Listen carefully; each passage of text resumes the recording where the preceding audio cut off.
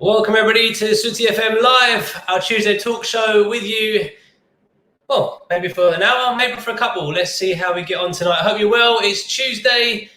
We've kicked off the week, and today we thought we'd take a little trip down memory lane, reliving some of our best memories as kids, and who knows, maybe comparing those memories to what kids get up to today and how our childhood compares to theirs as well. And obviously, for those of you that are a bit more mature than we are, maybe how our memories as children compared to you as well. So welcome everybody to the show. Hope you're well. As always, make sure you subscribe to the channel.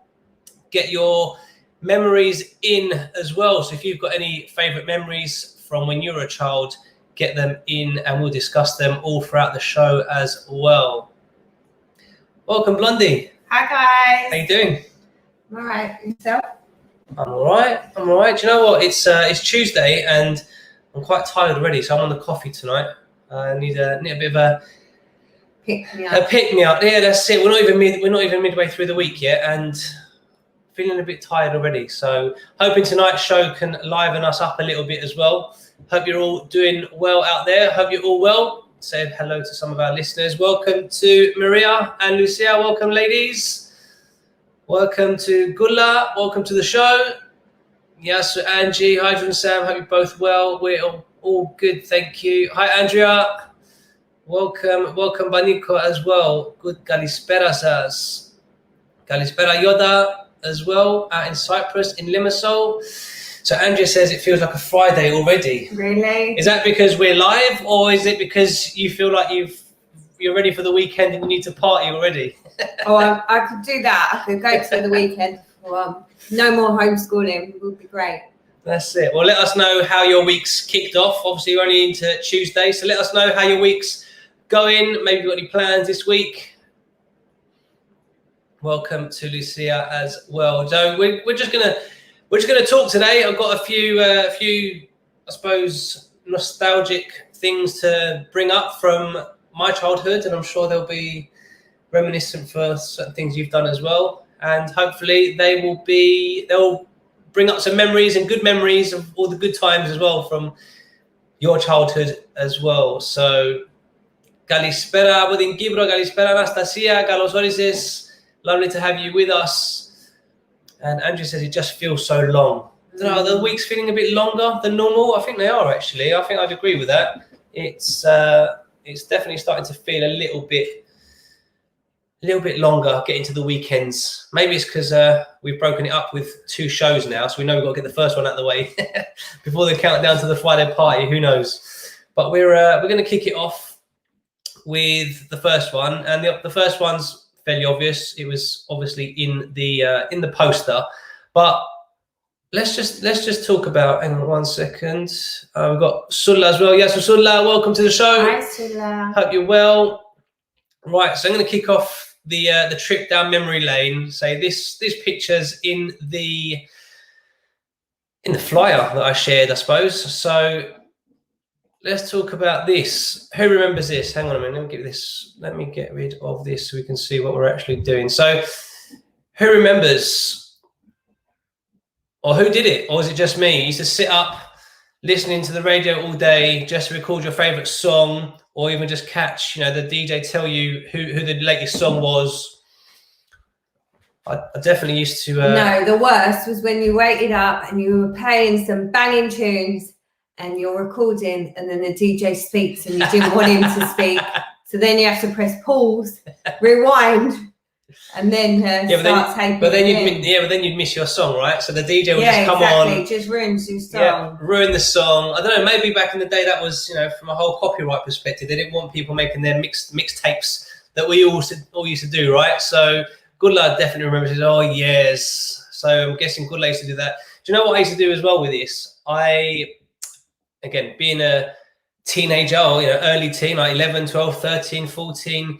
You like to start to listen, think you're cool and you think you're grown up. So you want to start listening to, maybe the songs that are on after bedtime, like 9, 10 o'clock, all that kind of stuff. So I used to set my radio up. I'd press record, turn the volume obviously on to 0 so I couldn't actually hear anything. And I'll just let it record overnight. So then I'll wake up and then I'd have a fresh one side of a cassette with a whole kind of radio show. And then that was kind of how I found some of the latest songs, or I say some of the songs that obviously weren't played during normal I didn't do that. watershed hours. I used to sit up, more of my like bashment and hip hop music, especially when I got into my hip hop days. This was my way, because I was too young to go and buy, parental advisory CDs. So I wasn't allowed to buy the over 18 stuff. So this was the only way I got to listen to all the, all the time. Probably should be admitting this if mum's listening, but yeah, I used to sit, and then the next night swap it over, side B, and then record the second side. So it was always a brand new mixtape every couple of mornings. Oh, I'm sure that was eventful, but no, I never did that. So Maria remembers this. Yes, I remember this. The good old days. And Sula says, got loads of cassette recordings, shoebox full of them. Do you know what? I had a whole load. I've got more VHS videos, which I'll come on to in a little while as well. But yeah, I used to just spend days and days just recording mixtapes. But then, yeah, like you said, the DJ would ruin the song. The worst for me was if I had a tape and I loved it, my brothers, out of spite, used to come and steal the tape and then record over it. So, I'd have some banging tunes on a recording, and then my brothers would take my cassette, and then I couldn't find it, and then it'd appear back in my room, but it was something that the boys put on, not my music. So, yeah, that used to be very frustrating. That was their pranks on me. Welcome, Basso. Welcome to the show. You were very good on Friday. Oh, thank you very much, Villamore. Hope you enjoyed the show. Looking forward to another good party on Friday. Today, we're just taking a trip down memory lane, and Yoda says, yes, she remembers all of this. And you know what? There was no such thing as Shazam back in the day. So especially when the DJs went on their mixes and they just played back-to-back songs and this and that, and you obviously record it, but then you didn't know who the song was or who the singer was. Yeah, you had to. So then you had to just keep listening, and then every night just try and listen and catch the DJ mention who that song was. Sometimes or a part of the song, just so that you can say to your friends, this song. That's it. And I would record my favourite song over and over. By the time I filled the cassette, I've got over it. Do you know what? I remember doing that. I remember literally having the same song on one whole cassette, because again, back in the day, there was no skip back to the next one or skip forward with the cassettes. You literally had to rewind, press play, find the start of the track. So the easiest thing to do was just have a whole cassette full of the same songs. You didn't have to keep rewinding it on both sides. It was just constant on loop. Yeah. What was the first cassette you actually bought? Ooh. Not the blank one, an actual recorded one. What song was it? And that goes out to all of you guys. I want to know.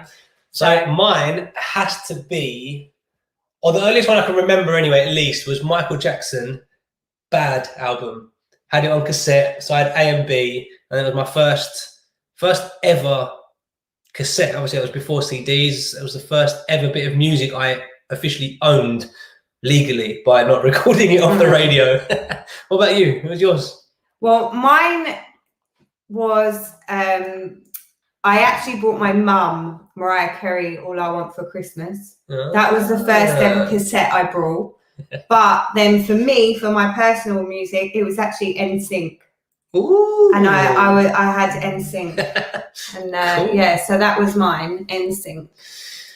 So Christina says, hi, beautiful Sam and George. Welcome to the show. The best was recording your favourite songs. I used to wait until it played.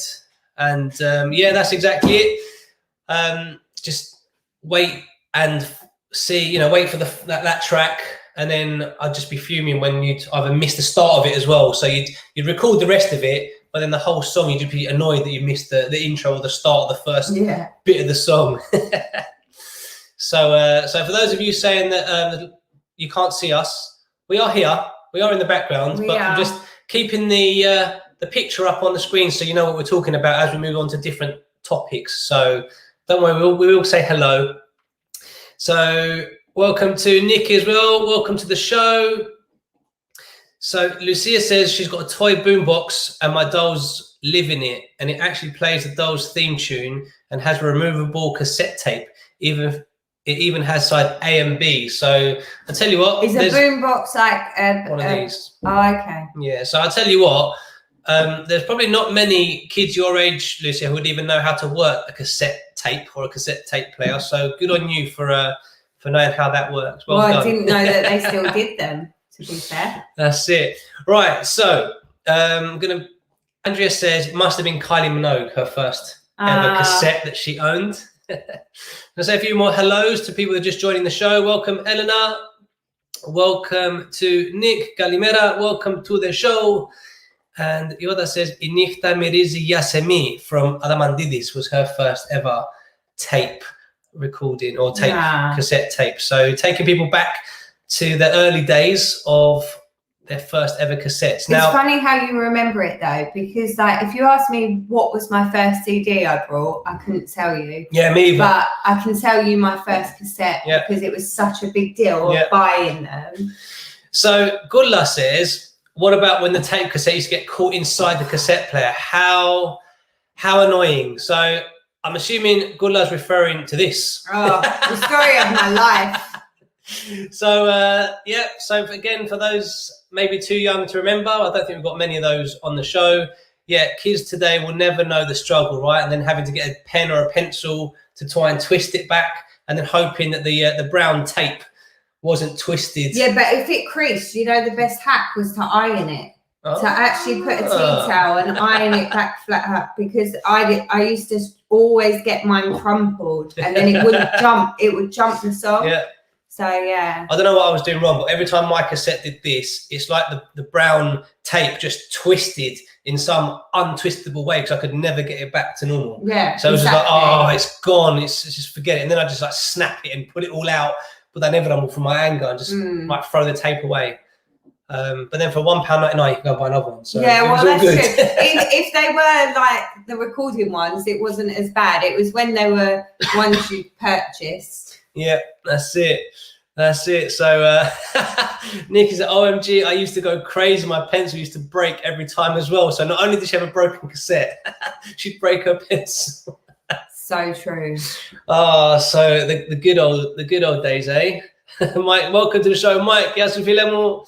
And Ellen says, literally took me ages to save the money to buy the CD as well. So yeah, do you remember you used to like save up your pocket money? I think the first ever CD I ever owned was a Now CD, like a Now 20 something, or I'm showing my age now because they're like now over 100 now. But the Now CDs, it was a bit of a compilation of all the chart hits.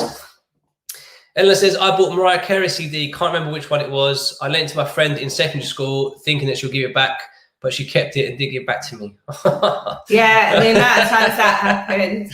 That's it. Oh, let me borrow it. Let me copy it, or let me just do it, and then you'd never see the end of that. You'd never see that CD again. So Christina says, the first cassette I owned was Bryan Adams. Used to play it over and over while doing homework. Since then, even when I'm typing on the computer for work now, I still listen to music. Music is my life. I think we can all attest to that. Yeah, I agree. Music got us all through schooling and the good times and the bad times. And if you're going through any part of your life, I say whether it's schooling or good times, bad times, there'll be a song, right, that reminds you of that particular time in your life. So, Bryan Adams for Christina's doing her schooling and all the rest of it. So Mike says the first cassette he bought was Pass the Dutchie by Musical Youth. Nice bit of reggae. I'll tell you what, still a great tune, still played at all the parties as well. So, right, so that's cassettes. Mm-hmm. I've got a few more fun things to kind of talk about, but do share in the comments as well if there's anything either we don't cover in the show tonight, or if there's anything else that you want to talk about. But kind of, I suppose, keeping with the cassette theme and the music theme, what about this? Who remembers when this was the stereo that everyone wanted? It had CDs, it had cassettes, and it had vinyl. It had it all in. It was a stack stereo. You had the amplifier at the bottom. You had the CD bit when they came out. Yeah, you had everything. You had. Well, we got this in our household, and we weren't allowed to use it. Basically. Yeah, same. So yeah, it got brought, but my parents wouldn't let us touch it. So then my brother just ended up putting the decks in his bedroom, and we ended up DJing and stuff in his bedroom instead of using this. But yeah, it was like gold dust to have this in our house, but we weren't allowed to even open the cupboard door. And if we had finger marks on the glass, that was it. Yeah, well, ours sat in a mahogany unit with a glass door, and sat behind there. Obviously, I had a glass door, so the remote control would work. But yeah, it just couldn't touch it. Yeah. Until it got to the point where I was old enough to actually understand technology more than my parents, and then they were like, right, how does this work? Can you have a look at this? So Andrew remembers this. OMG, I had one of them, and I think it's going to bring back a few memories for quite a few people as well. Mike said I had one of those stack systems. Heaven was the Pioneer sound system. I honestly don't remember the brand or make of our one, but yeah, it was black. It had everything, had vinyl, had I think CDs. mine looked exactly like that. So I don't know whatever make that one is, but mine looked exactly like that, in the glass cupboard like that, and that was it. But like I said, you couldn't even open the cupboard.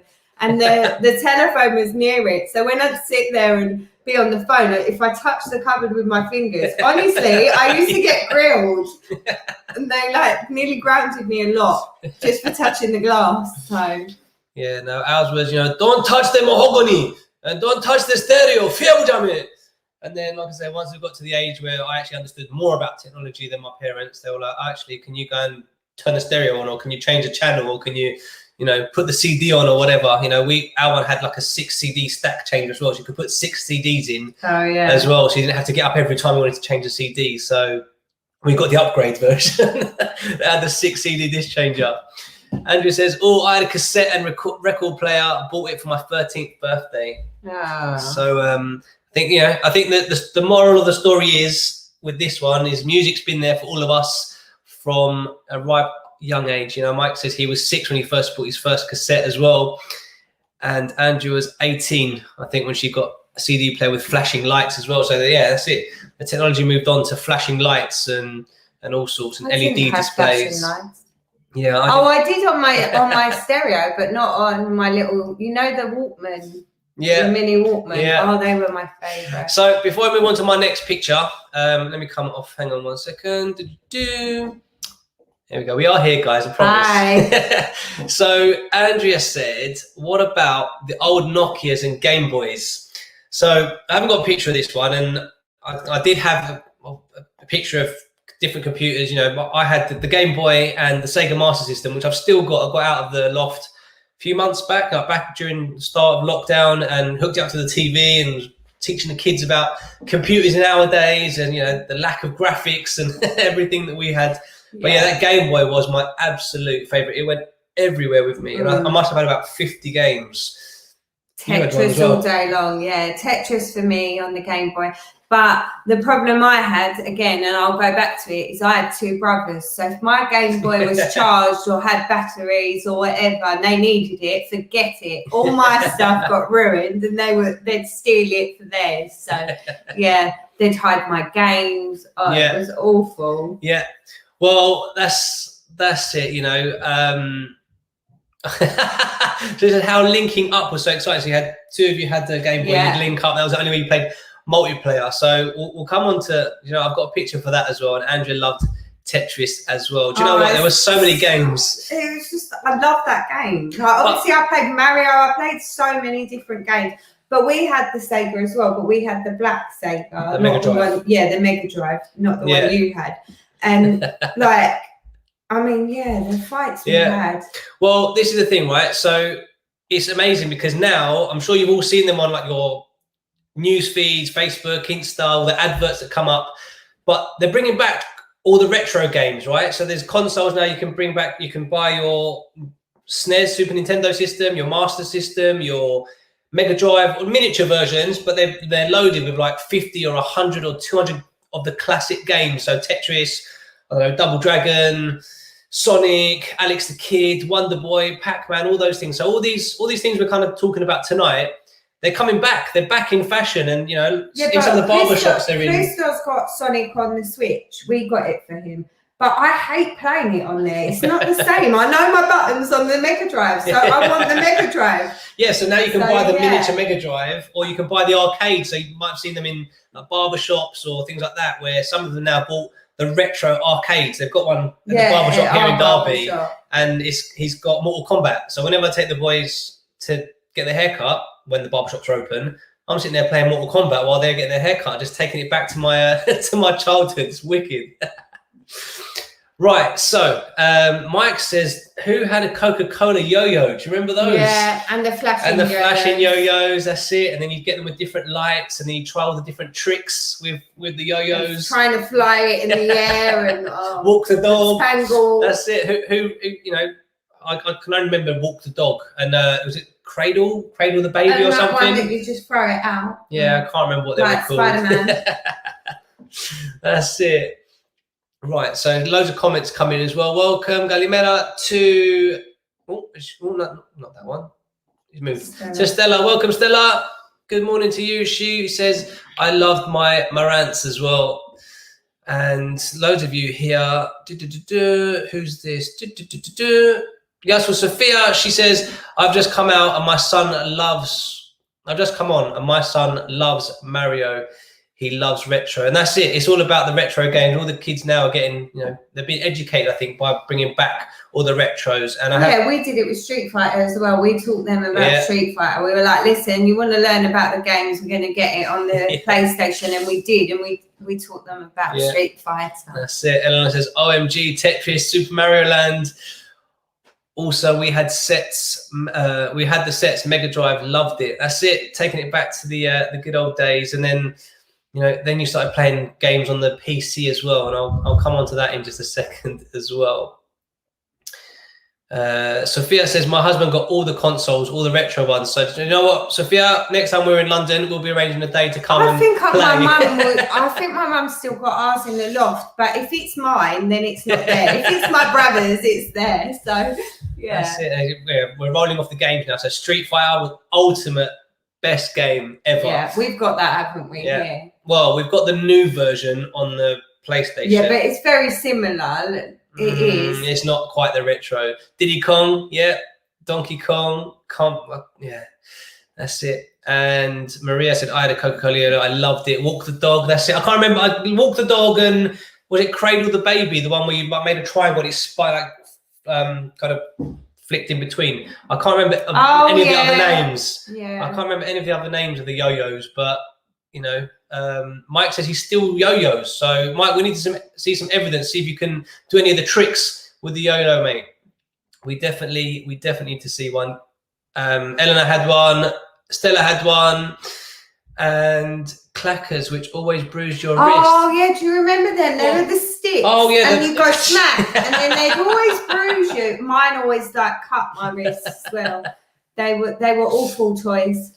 Yeah, that's it. I don't like them ones. That's it. So, do you know what I had them? You used to get them in like party bags from birthday parties, we got right? them. I had loads, but I just don't like them because they always cut up my wrists. And that's it.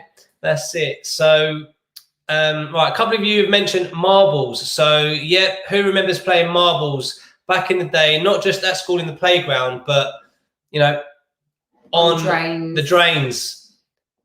I got into so much trouble playing marbles. At school because I didn't like losing, so whenever I'd lose I just offer money to the person who beat me to buy it back from them, or just buy more over the weekend because I didn't like not having a big stack of marbles. So but I came across this picture as well when I was going through the good old memories of playing in the 90s and the 80s, and marbles was definitely one. So here we go. Where is so Andrew said, who remembers marbles or who played marbles? Ella says, OMG, marbles was the best when we used to collect them. And you had all the different ones, right? Like cat's eyes and... Well, I hid mine because, like I said, I had two brothers. So, I hid mine a lot. And then I used to steal from them. But to be fair, I loved marbles, but mine was jumping jacks. I played jumping jacks a lot. Right. So, Eleanor says, marbles were the best bloody predictive text these days. I also meant saying, she's correcting a comment. Right, so Cindy says, think I'm too young to relate to some of these. Well, let's see if we can't come across something that you remember. Or Cindy, even better, let us know, what do you remember from your childhood? But Andrea says, go back to the yo-yo, I can still do round the world and round the universe. So I think we've got some volunteers here, Mike and Andrea. I want some video proof of all of this. Good luck says, oh yes, love marbles, used to collect all different colours and sizes. So come on, what were they? I remember the cat's eyes, I remember the pearls, and then you had the spotted dick, like the white ones with all the different coloured dots. And then you had the different sizes. You had the goose egg, and then you had all the different sizes as well. So yeah, I used to love marbles. I had so many, collect them and just step on them all the time. I had loads, but yeah. Oh look, Yaya plays marbles with Lucia now. So let's see, Yaya's keeping the traditions going of playing marbles as well.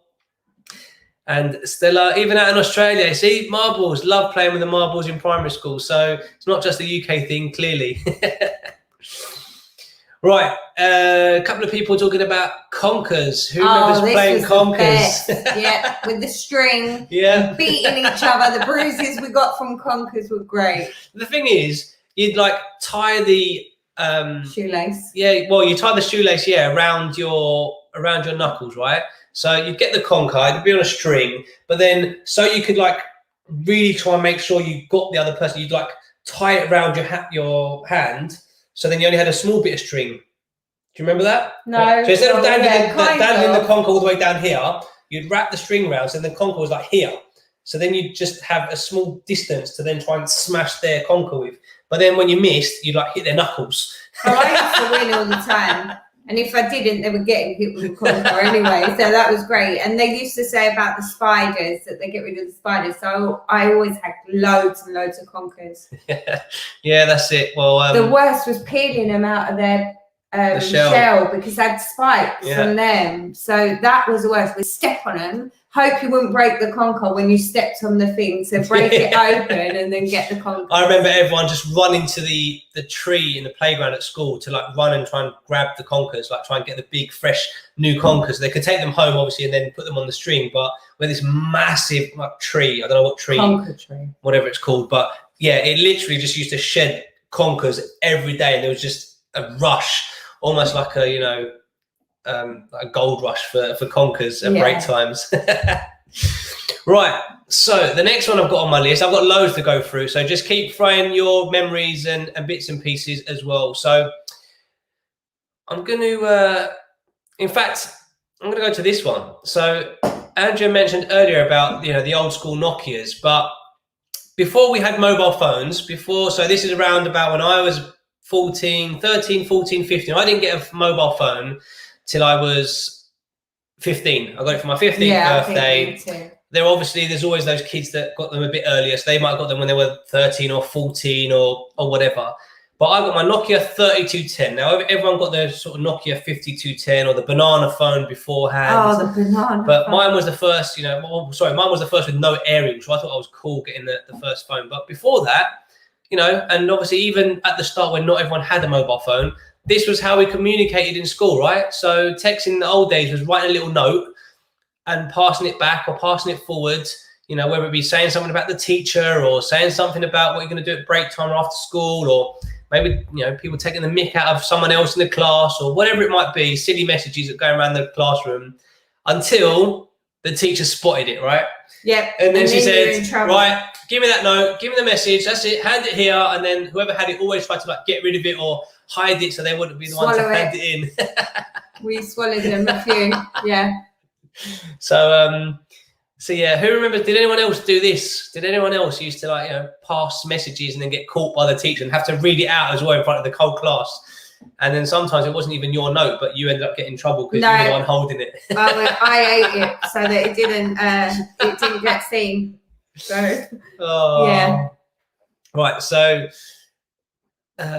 still trying to keep up with all the comments, and obviously as we move on to each subject. So Lucia's friends pass notes at school, so they still do that. Oh. I'm pleased because I think Lucia's young, she's not even 10 yet. So, I'd like to think 9-year-olds or so don't have mobile phones at school. So that's cool. But yeah, again, keeping another tradition going in the next generation, which is good to see.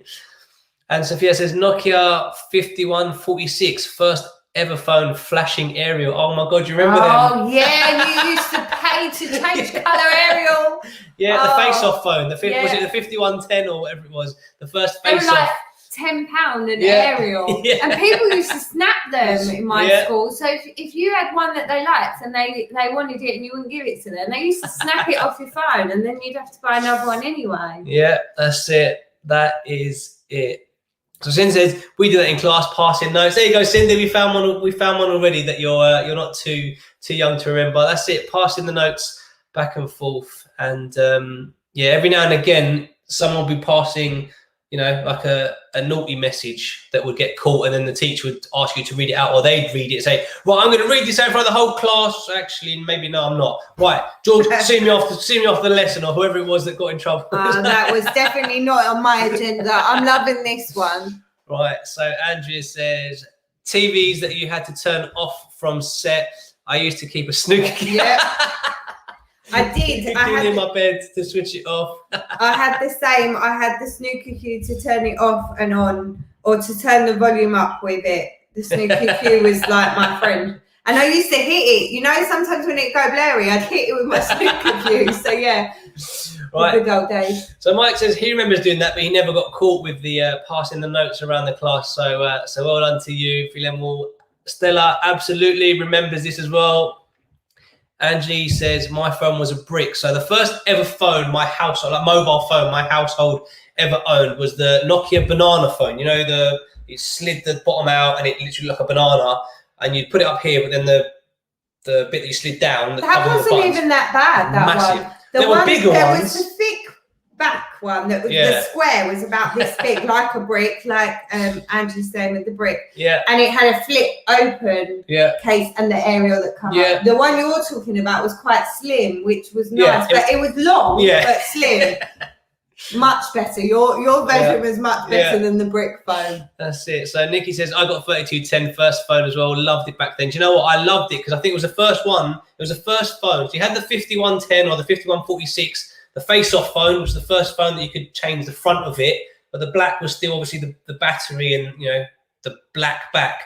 Whereas the 3210 was the first phone that you could change the front and the back. It came with obviously a front and a back cover. So you had you started to get multicolored phones, you know, your different colors and your cases. I mean, I went through all of them, but to be honest, my best ever phone was the 8210, the tiny one. Yeah. It fit in every jean jacket pocket I had, and at the time that's all I wore was jean jackets everywhere, and that was my phone, and I loved it, and the battery lasted for ages. 8210. So that was my favourite. I never had the 8210 because that was the one that came in red or blue, right? And it had you could change the case, the colour. You could still I then saw, like, when the celebrities were walking around with it, because at then it was cool to have the small phone, right? So again, it shows how, you know, the world's going full cycle, because now everyone wants the big phone, right? Everyone wants the iPhone Pro or the Samsung Pro that's as big as your face. Whereas back in the day, the smaller the phone you had, the better and the cooler you were. So you saw like P. Diddy and Dr. Dre and all the cool like rappers and everything else. They had that gold or chrome 8850. So it was the 8210 or 8310. But it was a chrome casing. Yeah, I remember it, but I can't. And it was the first phone with a blue backlight rather than the green backlight. Okay. And I waited and waited and waited for years. And then when I finally got it, I thought I was the Don. No, I still love my 82. My 82. I would have it now. I hate the brick phones, even though like I've got them. But could you imagine trying to email on those tiny things? I don't know if I could do that now. So that's it. So Andrew says, what about blackboards and chalk? No computers at school. So, you know, now even in the lessons, they're learning from computers and devices and everything's technology, because that's the way the world's going, right? So kids have got to learn how to use it all. So they're computer literate. Well, I remember when they came to my school when I was in primary school to talk about building the Northern Line and the trains, to building the train tracks. And now I think, oh my God, like what would we do without the train lines? That's it. And Cindy says, no interactive whiteboard or projector in early primary school. They would wheel in the little TV. Do you remember that? Yeah. The little TV and the VHS, and then last day of term, you get to watch videos. and pick a film as a class or what video you're going to watch before, break up for school.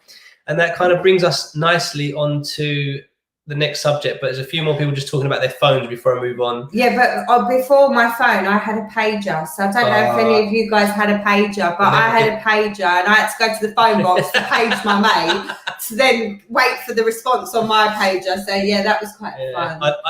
I never wanted a pager. I just thought, what is the point of that?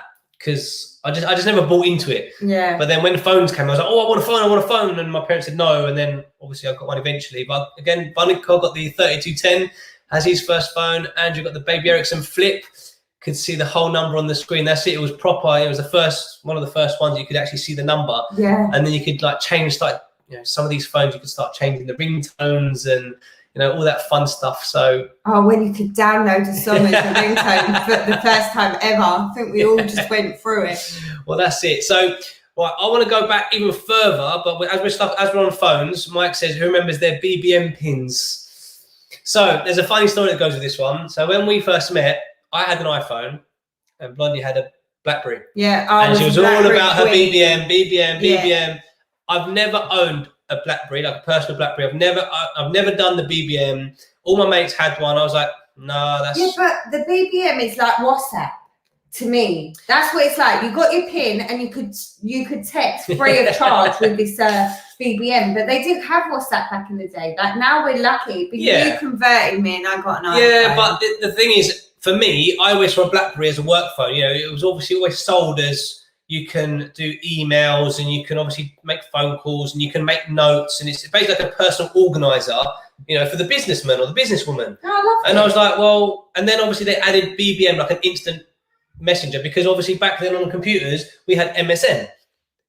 Remember? Yeah. MSN. So that was our instant chat on a desktop. Again, it wasn't on your mobile phones. You didn't have WhatsApp or anything like that. But you had MSN. So BlackBerry brought out BBM, so you could kind of have that instant chat in there. Yeah. But then, the iPhones obviously clocked on and. But you couldn't just created WhatsApp. You couldn't chat to anyone. You had to have the their PIN number, which was great. So you were secure. It didn't matter. You had your security with your BBM. What's your BBM PIN? Yeah, that's it. Well, do you know what? A mate of mine, I'm not going to out him either, but on a night out, chatting up a girl, said, oh, can I get your BBM? He had the whole BlackBerry thing and this and that. She goes, yeah, sure. And they exchanged BBM. And then by the time we left the club and we were in the cab going home, he couldn't find her. And I was like, did she delete you? He goes, oh, no. So you could get away with giving away your BBM because then you could just block them or delete them. Yeah. And then they couldn't contact you. Whereas obviously the old school way of saying, can I have your number? Obviously, you gave out either a fake number or if you actually gave your number out, they could contact you. If someone had asked me for my BBM instead of my phone number, I probably would have done the same thing. You don't I'm a bit old school like that in that sense. I want to date someone. I want to do it properly. I'm not doing this whole I'm texting you to get to know you crap. I know I wasn't big on MSN and things like that. So Maria had a pager. See? And Nick says, oh, the Motorola Razr. I think I've still got one in storage somewhere. Yeah, that's super slim, like the thinnest phone ever, right? And the buttons didn't even feel like buttons. I think I had every kind of phone until iPhones came. I had Motorola, I had Ericsson, I had Nokia. I think I had every single phone. I had LG when I first got a contract with 3G. We used to swap phones as well in the household. So if one of us wanted to look cool and we needed the better phone, we'd go in each other's room and say, right, we're borrowing your phone tomorrow. And that was the deal. That's how it was. It wasn't, oh, it's my phone. My brothers used to give me their phones all the time and vice versa. It was never, like kids nowadays, it's like, oh, that's mine, that's mine. It wasn't like that back then.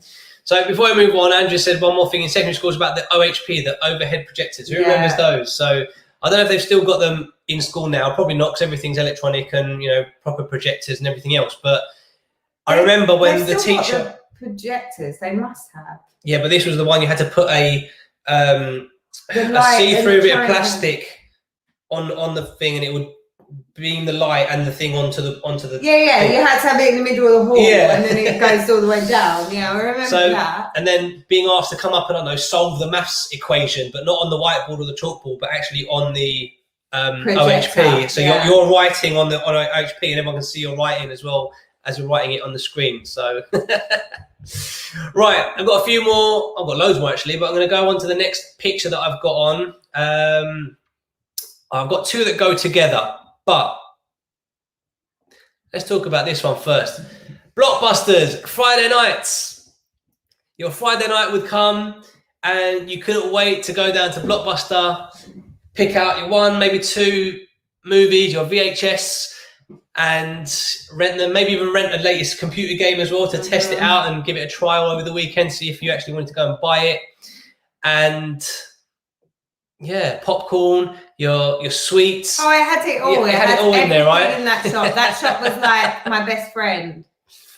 Yeah, that's it. It's I miss Blockbusters. Obviously, everything's now is available on, on stream and we were instant talking access. to Kai, weren't we, the other day about this? And Blockbusters was just such a highlight of like growing up for us, going to pick a film or even my friend's coming around. Let's go to Blockbusters. Yeah. We can rent this or Yeah, definitely. Right, so just a few people catching up, or I'm catching up with the comments, should I say. So Eleanor says our secondary school still has projectors. Wow. And Christina says definitely don't miss the projector. Yeah, I definitely hated being called up to come and figure out the equation or answer the question or whatever it was on the projector. But that's it. And Nick remembers Blockbuster. Yes, remember the video late fees. No, see, I didn't get no late fees because I used to bribe my mum. I've got to take that video back, and then I go back, and then I'd hire another one and be like, but I was there, mum. Like, I got it because I was there. It's a new one out. So that was my way of getting another film out of it, was taking it back.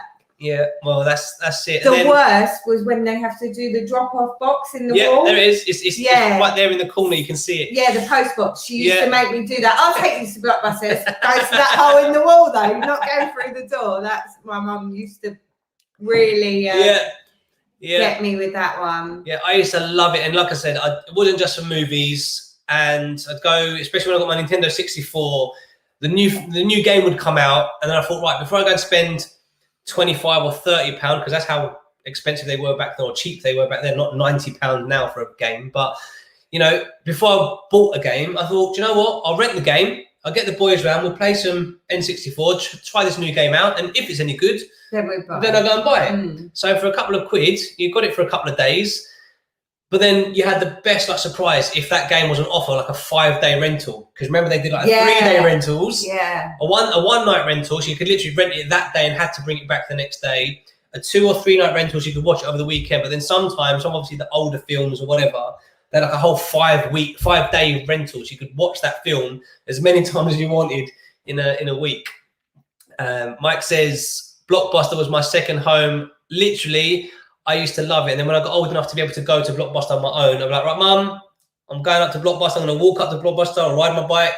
I'll be back in a bit. And I'd spend ages just looking at films and games and then deciding what treats to get and and everything. And have a whole cinema night, right? A whole cinema weekend. I loved it. I think that's what my love for TV came from then. That's it. IMG, Blockbusters. Yeah, Woolworths as well. The pick and mix sweets from Woolworths. I've heard they're coming back. I've heard Woolworths are coming back. They're still online if you actually look, but I don't know what they've got online. But Woolworths have been online since they shut down. Yeah.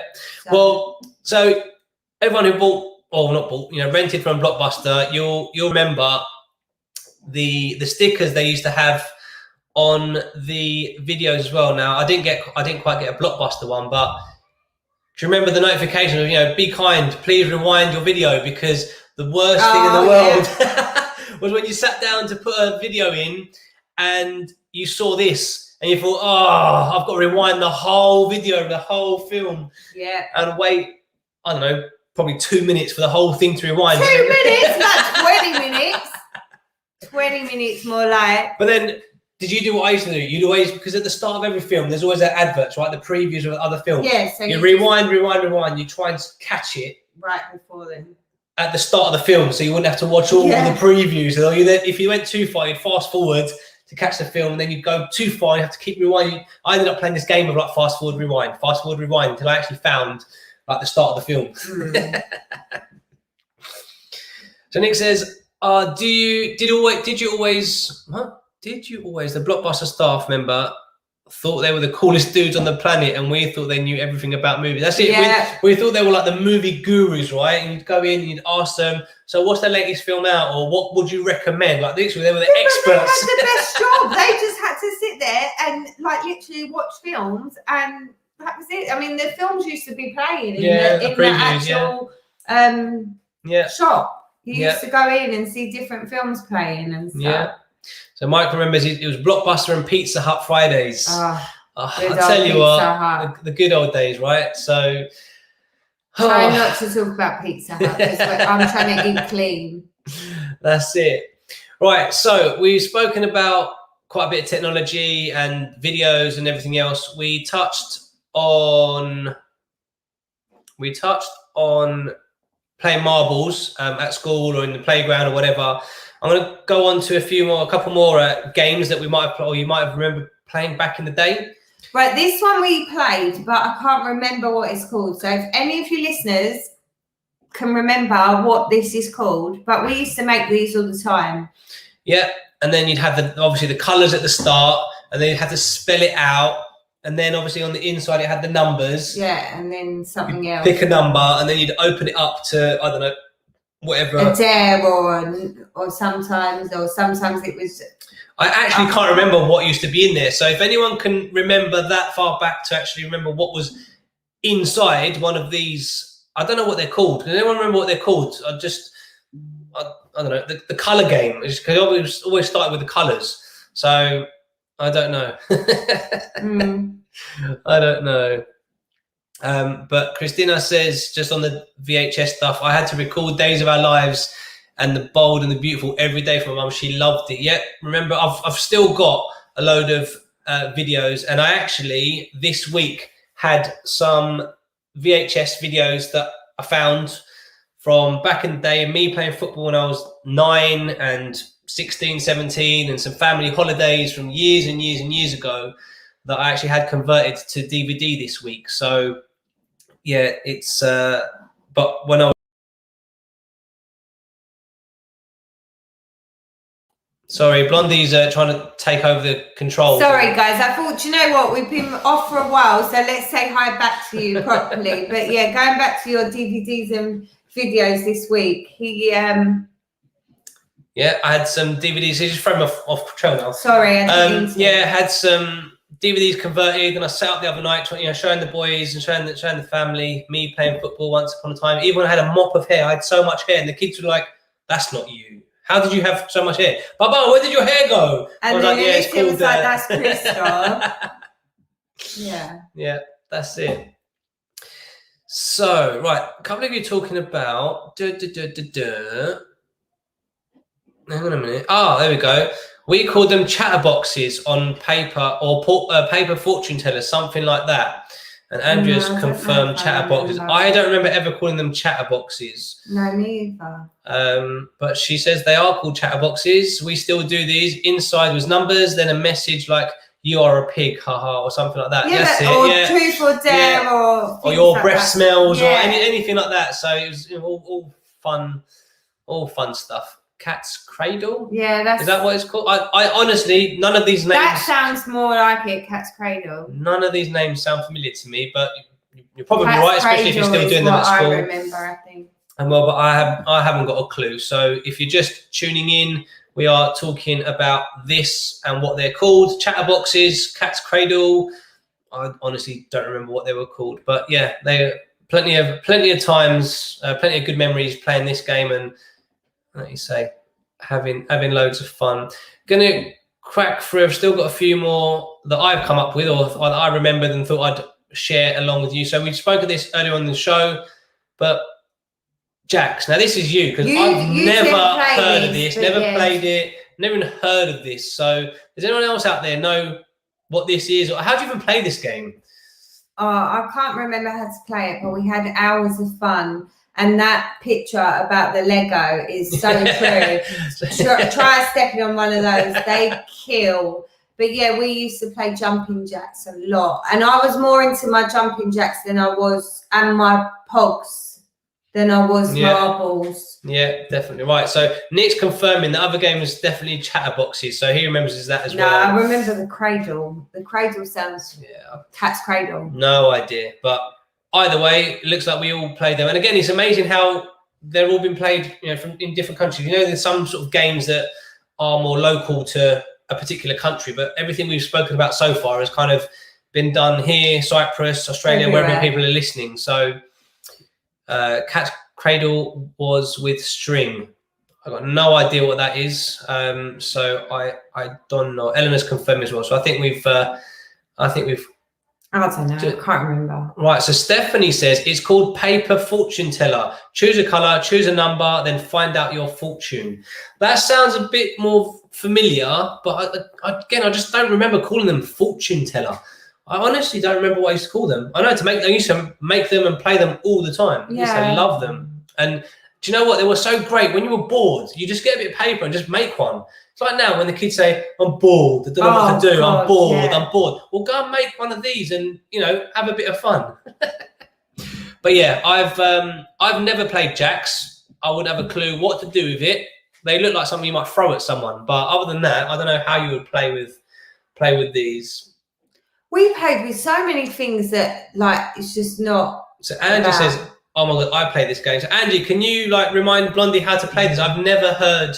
I actually brought some a few years ago when we were out in the shops, remember? And I've not opened the box, I don't know where it is, but I still can't remember how to play it. Yeah.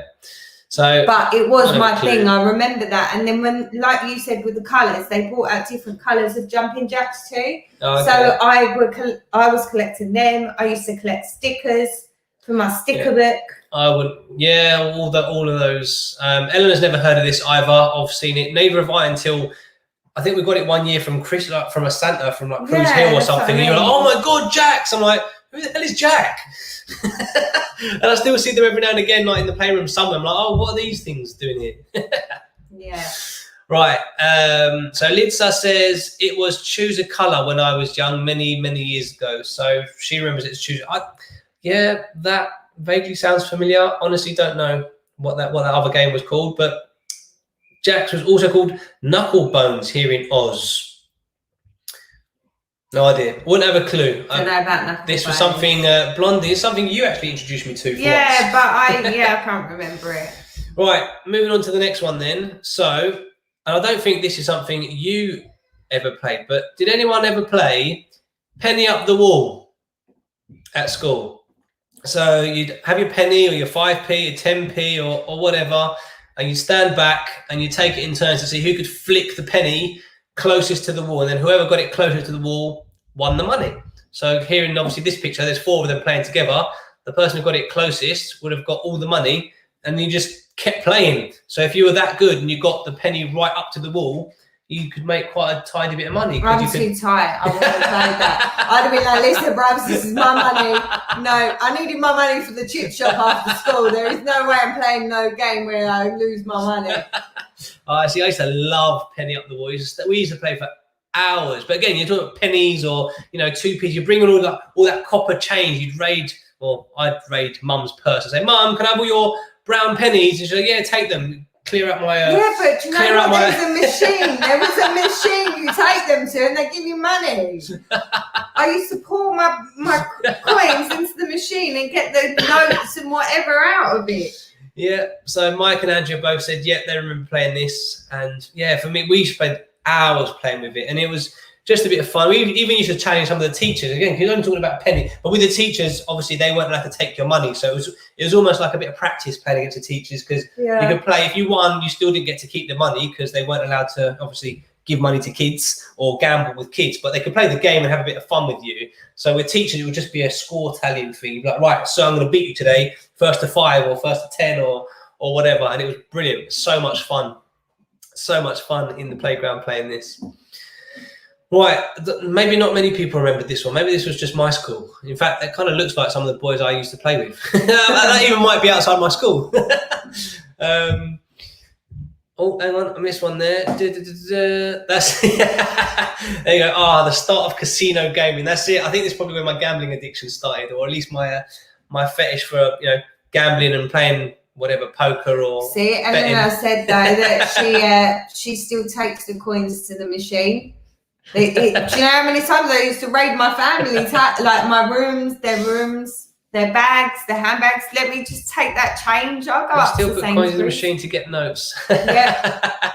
Do you not remember standing there for hours counting the coins to see how much money you got? That was like the joy of my week. No, see, for me, if we're talking about counting money, I used to sit there. So I'd get the coin bags from the bank, and again, back in the days, you had to go to the bank with your book, you know, and you'd give it in to the cashier, and they'd stamp how much you had in there and stuff. But then you'd get your bag of coin bags. And then you go home, and I don't know if it was mum's punishment, but it made it into a game. Right, now count how much money you've got. You know, you sit there counting all the pennies or counting all the coins and everything else, and that was my way. But maybe it's because my mum didn't really know about the machines. Yeah, mine was raid everyone, find as much change as you can, take it to the machine and see what you can buy at the end of it. If you could get a takeaway or something, you had a good little scavenger hunt. Well, that's it. Right, so this one was one of my favourite games. Who remembers Pogs? And the slammers and everything else, all the cases. And you know what? I don't think I ever took notice of the pictures that were on there. No, I was more interested in getting, obviously, lots of Pogs, but then, again, collecting the slammers, like the plastic slammer versus, obviously, the cardboard Pog or whatever it was. But I used to play this for hours, especially my god sister Pauline. We used to spend hours when we were around there. The mums downstairs drinking their chai, drinking their tea, and having their chit chat and whatever. And we'd be upstairs, and we'd just be, when these were fashionable, we would play Pogs just for hours. And then again, a little bit like marbles and penny up the wall, you'd do it at school like competitively. If you smashed the Pog and you flip them over, you get to take them home. Yeah. And it was. I mean, we were quite gamblers when we were kids. I think they're all our toys led to gambling. like Nick said, it was the start of the gambling. Yeah. So yeah, that's it. So again, Mike remembers this. I think Mike's the only one who remembers a lot of this stuff, maybe. But yeah, Pogs were another firm favourite of ours. Are you trying to say that we're really old? Maybe. So we touched on this next one a little bit earlier. And obviously kids nowadays playing computers and, you know, online gaming and, you know, oh, can I go online with my mates and this and that. Now, I still don't get the obsession with online gaming. I get, especially now during lockdown, it's great because it's the only way you can, I suppose, communicate and play with your mates online. So it's good that it's there for now. But under normal circumstances, when you can actually have your friends come around and play computer with you, I don't understand why you'd want them at home and you at home and just talking for a phone or talking for a headset. I mean, I really hate it. And I don't know about you, but when we used to have our friends around, we used to have everyone over. So there was like 5, 6, 10 of us sometimes, depends.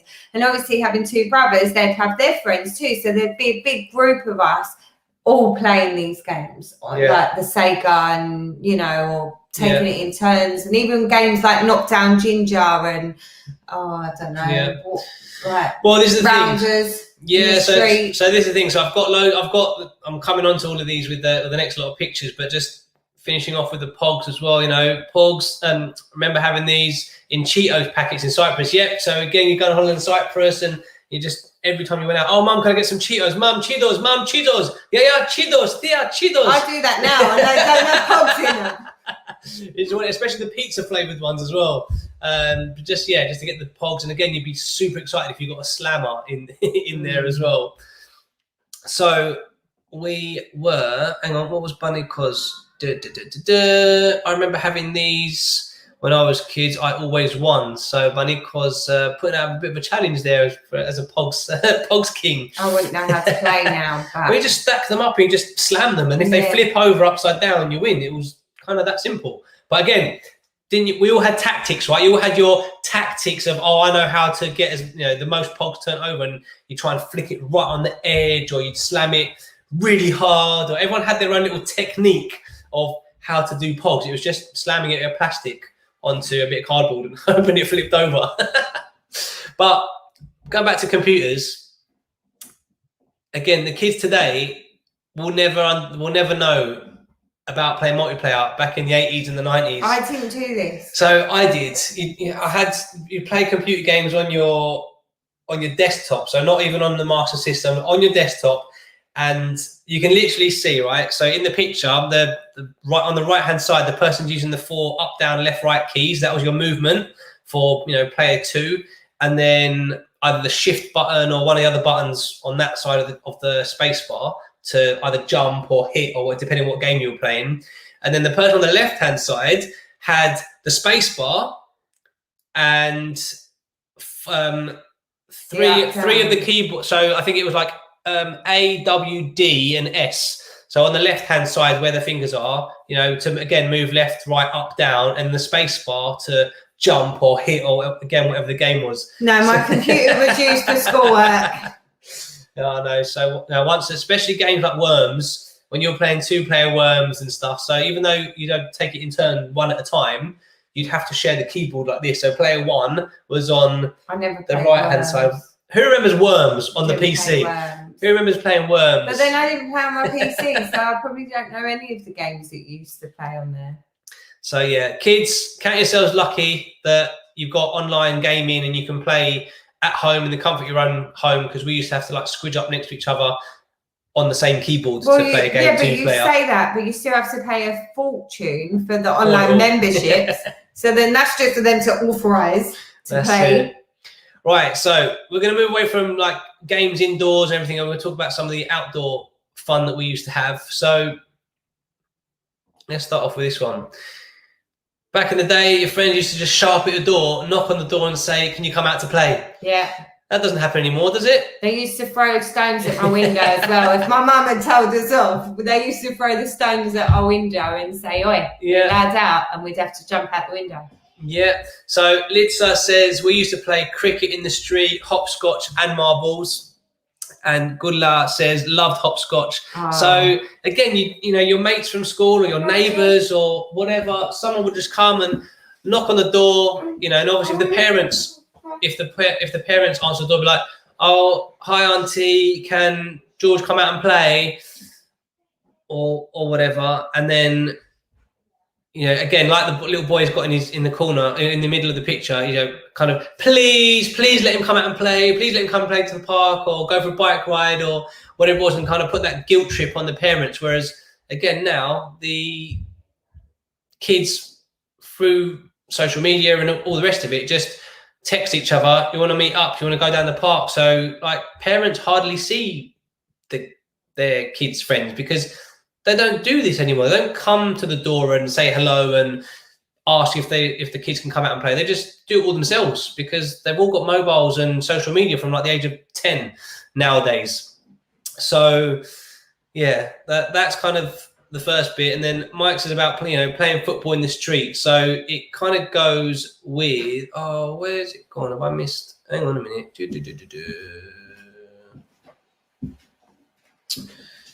Hang on a second. Hang on. I think I've missed a picture.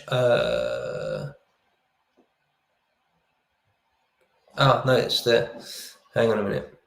Right. So, yeah, playing in the street. But the best bit about playing in the street was if you played in the street and then yelling car. Yeah. Didn't matter what game you were playing. So tennis, cricket, hopscotch, football, whatever it was, playing football in the street, and then a car comes around the corner, and then everyone in one unanimous voice goes, car! And then you'd all dash out of the road. That was the great thing, yeah. That's it. And again, if you're playing football, you had your jumpers or your bags down as the goal post. So whoever was in goal would grab the bags and, run out of the way and let the car go by, and then set the pitch up again and start again. So yeah, it'd be cool. I mean, for me, it was always football. Football, a little bit of cricket sometimes, but it was mainly football, playing out in the street, or we used to ride our bikes as well. So where we lived, it was kind of, it was a block, and you could literally ride the bike around. So me and my next door neighbour used to do like time trials, who could ride all the way around the block in the fastest time. But to do it the quickest, you had to do it on the road, because obviously on the street there were lampposts and, you know, people maybe walking from their houses to their cars or whatever. So the quickest way was to do it in the road. So what we did, we stationed each of us. So we'd have one person at the top of one end of the road and then another at the top of the far corner. So that was kind of the most dangerous bit. So because you were coming down, that was at kind of the bottom of the hill. So you start up here, you start up here and you'd come all the way around, and then this was all downhill. So we'd have someone stationed here watching for cars. So if you're flying down the hill at like pace to try and like break your time, then the neighbour would scream car, and then obviously the time trial was, you know, void, and you'd have to start again. See, we did do stuff like that, but we used to play rounders, and we used to get shopping trolleys and sit in shopping trolleys, and we used to fly down the hill in shopping trolleys. But if you shot a car, it didn't matter. You were hitting that car with the trolley. Yeah. Like, we were a bit vicious, I guess. But... Do you know what? I used to see kids doing that at the local Sainsbury's, and I used to cuss them hard. It's like, such idiots. I used to hate kids that did that. So, but it was a thing. It wasn't in Sainsbury's. We didn't do it in Sainsbury's. We did it in our street, because where they just stole the trolley from Sainsbury's. Well, someone did. I didn't, but someone did. There was a trolley. Where we lived, and there was a forest. So we used to play in the forest. So we'd play like obviously hide and seek and like games where you're climbing up trees and you're safe and all of that. So we played a lot of that. But yeah, the trolley was in the forest. There was always a trolley in the forest, and we used to just fly down the hills on the trolley. But it didn't matter what they had. To be honest, they'd find something. And the worst was when like you were playing on cars, and people would like run and jump over cars and things. And the amount of times I got beaten for like running on someone's car, but it wasn't me. I didn't actually go on a car. Yeah. So Gula says, what about the elastic band game where two girls put it around their ankles and then forgot their name, and there was one person in the middle, and you had to I can't remember, was there a like a dance or something, but then you always had to end, wasn't it? You always had to end with standing on both sides. So I know exactly the game you're talking about, Gula. I can't remember what it is. I've just kind of done a search for it, and it's wasn't it skipping? It was like a way of skipping. No, not flipping the rope. You literally stood there. No, I know, it was on the bottom of your legs, and someone jumped in and out, but I can't remember. But you had, was it French skipping rope? No, is it that? Oh, hang on, is it this? Hang on, I'm googling it now because I'm trying to find it. So I'm not the only French one. skipping. Andrea did it in the park with the trolley, yeah. Right, so it's called French skipping, I believe. Why do you think they charge £1 now for a trolley? And it's true. Yeah, you lot. It's because of us lot. Yeah, but you know what? There were so many. One ain't going to hurt them, is it? My friend actually broke his ankle from the trolley. Right, hang on a minute. Did he? Ouch, how did he do that?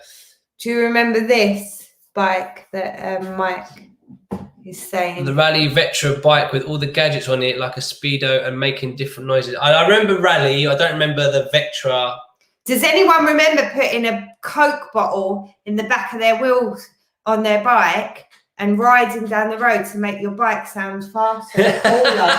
Did you do that? Yeah. Like squash a Coke bottle in your tyre and make the noise. So you had the whole... Yeah, that. We used to do that all the time. So that I remember that from bikes, but I don't really remember that bike that you're talking about, Mike. Right, yeah, you need to control that because I'm just I'm looking for something. Hang on. I'm gonna find skipping, it's called the bumps. Yeah, it is, the bumps. What? What Gula said it's called the bumps. And it was the game, and you had it round your leg. It was like a big skipping rope. That's a different game. No, it's not. Yes, it is.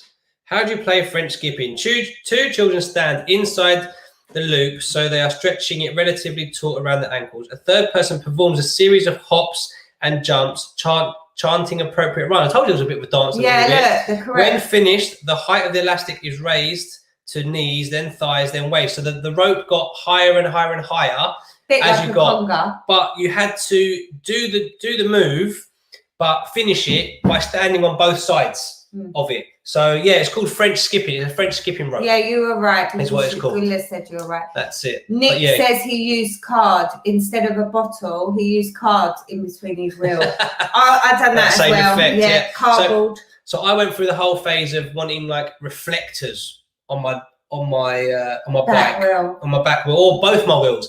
And then who remembers when cereal, you used to get a little toy in your cereal boxes? So Frosties and Kellogg's always used to do bike reflectors in the cereal. So you'd open your Cocoa Pops, your Rice Krispies, your Frosties, and straight away hand goes in the box looking for the toy, you know, getting your hand covered, you know, full of germs in the whole box. Yeah, we'd get beaten. Digging in, looking for the toy. Yes, pull it out of all the Frosties. Got my reflector. Yes, it's a blue one. Go and put it on the bike. And then my mum would be screaming, "Who made this mess?" I'm like, "Yeah, I've got a reflector." No, we had cereal boxes to put the cereal in. So we used to fight over who would get the cereal to pour it into the box, but we weren't ever allowed to put our hand in. See, my brother came along a little bit later, so I think by the time he was born and got to the age of that, I think like cereal companies stopped doing all that stuff. So I kind of won that one. I think he missed that generation, missed that era. Nick says, "Trust the French to make simple things complex." with the French skipping. I tell you what, so while I was searching for that, another one came up, which was, hang on, what's this called? The one where you put around your ankle skip ball. So you put it around one ankle and you flip it round your ankle. You had to jump and like skip over it. Do you remember this? Yeah, hated that thing. It's like a hula hoop. Oh, I'm going to show you on the screen so you know what I'm talking about. Who remembers that? Oh, that way. Who remembers that one? The hula hoops as well, like.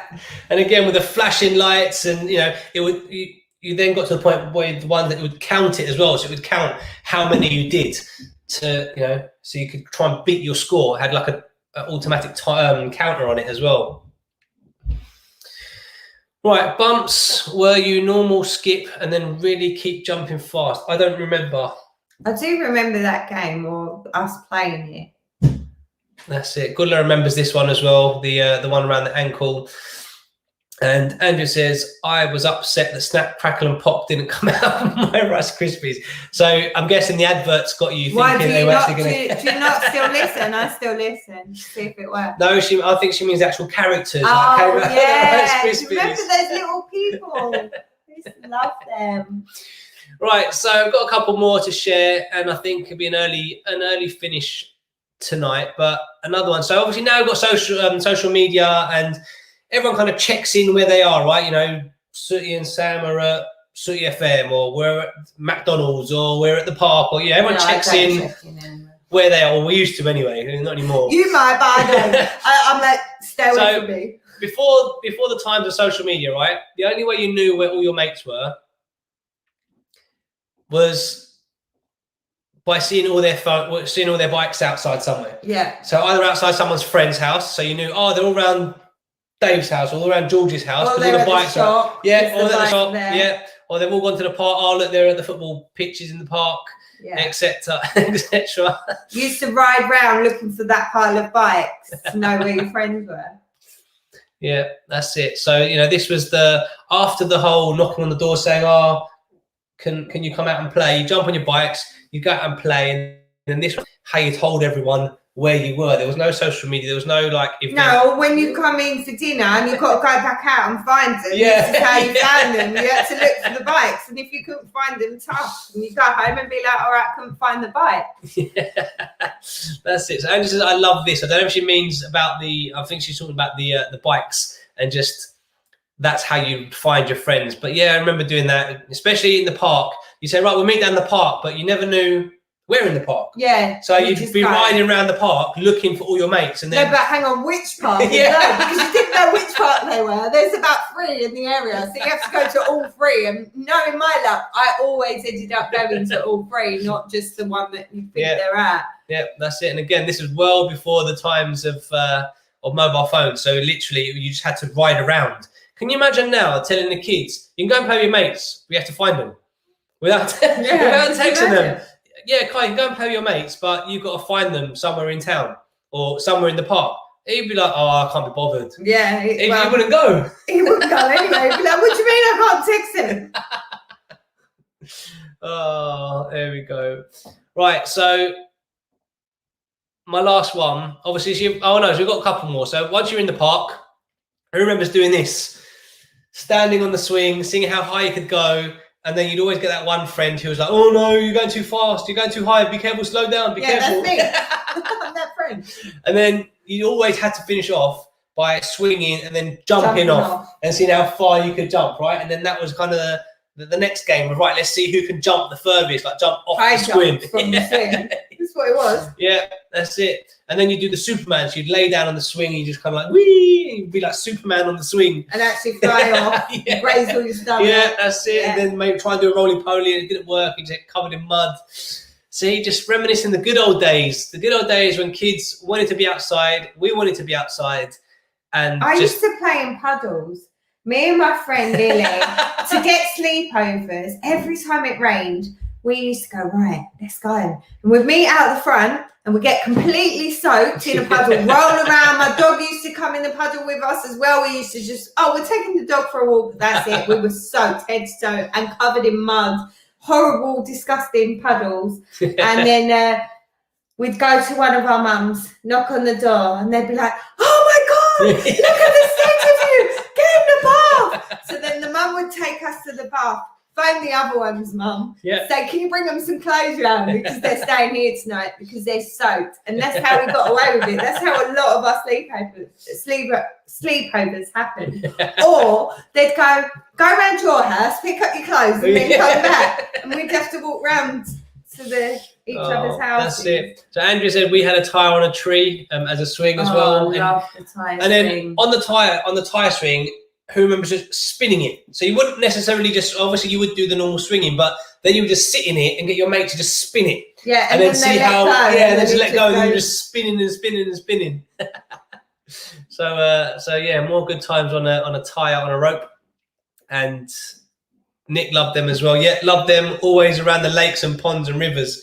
Probably more so in Australia where you've got probably, more beautiful places to have that. But yeah, swinging and just jumping off, again, either into a lake or river or just, again, like the normal swings, just seeing how far you could jump off the tyre. That's it. See, Andrew agrees. No ponds or lakes here, Nick. We're not quite as privileged. Yeah, well, to be fair, there probably would be now here in the Midlands where we are. Well, no, but not in London. Even round the corner from my mum's, we used to go down to the lake and we used to fish at the lake. But that was before they built Hollywood Bowl and so-called North Finchley. But it's not North Finchley.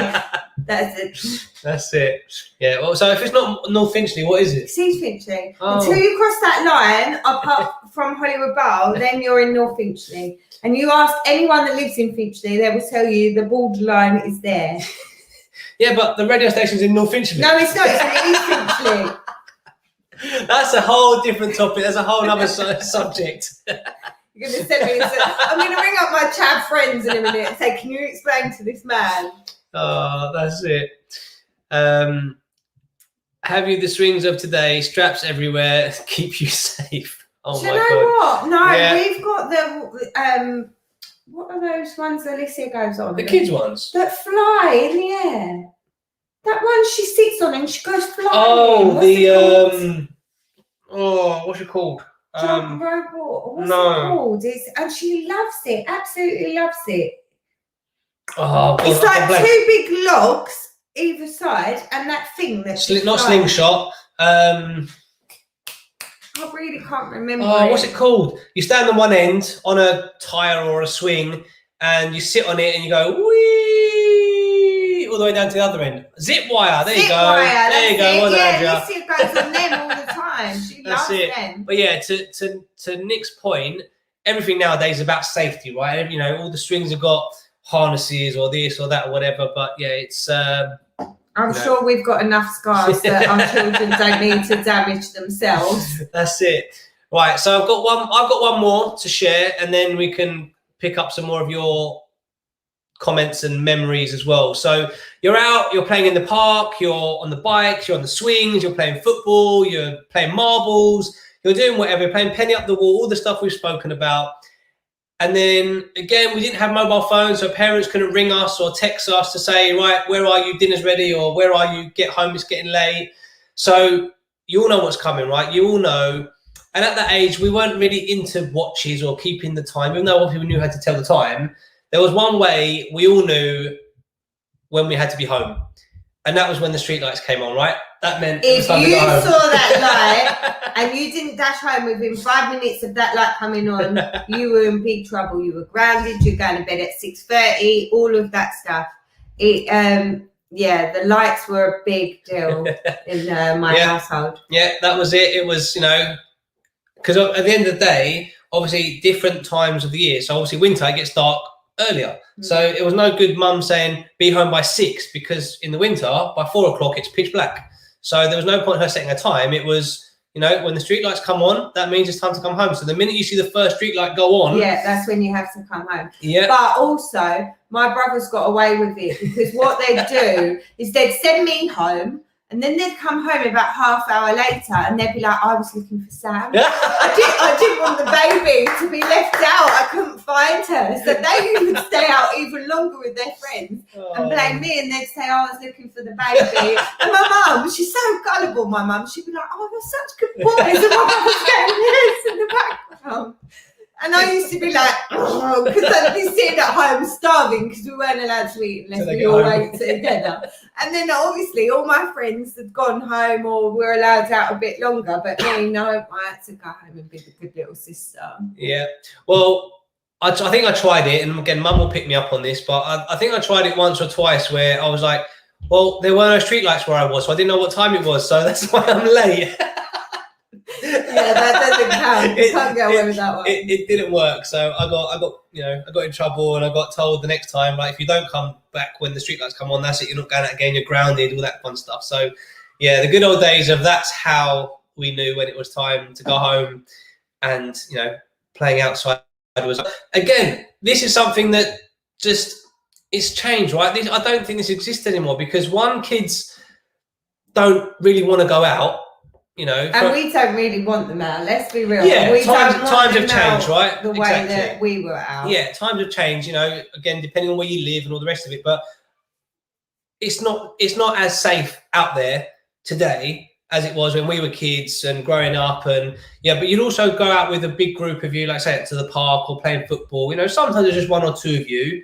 Or, 2 or 3 of you. Yeah, but we had the whole neighbourhood. So and everyone knew everyone. Yeah, if like I was in another close, for example, that mum would pick up the phone and say, oh, just so you know, the kids are here. Yeah. And that's how it was. They all communicated through the house phone. Yeah. But it's different now. You don't even get to meet the kids' parents anymore, do you, really? Or well, this is it. I mean, Gulla's saying that when she used to play at the bottom of the street, and we all knew it was time to go in when we heard her dad's whistle. So it can't have gone too far, which again is good, it's safe, and again you knew when it was time to go home.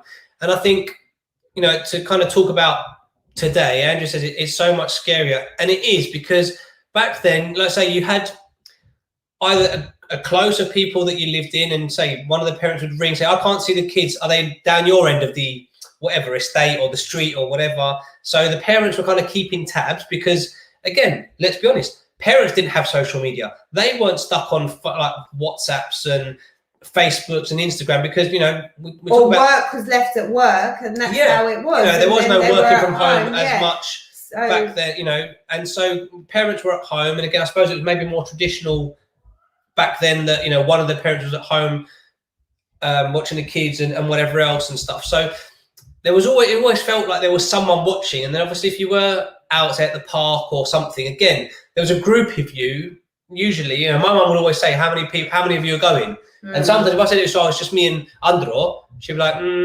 stay close by, because there's only 2 of you. But if I said, it's me, it's Andro, it's George, it's Andy, it's so-and-so, and there's like 5, 6, 7, 10 of us, she'll be like, all right, cool, no problem. There's a big group of you. I'm a bit more comfortable. We can go to the park and, again, be home by this time or by the time that... Yeah, see, I was the youngest, so basically they used to just say, go on, go. And then when I'd go out, they'd send the boys to wherever I was. So it didn't matter what I was doing or where I was. The boys were not far behind me. Yeah. So... Well, Nick says that's why people are moving away from main cities. And do you know what, Nick? That's probably true, but I think it doesn't matter where you go now because... Well, we live in a little town now. We live in a little town, but even in London before we moved, we were in a quiet area, in Cheshunt. And again, before we moved, it was also starting to get scary there as well with some of the things that I suppose... I wouldn't let Kai go to the park. I mean, he's 14, and even now, even here...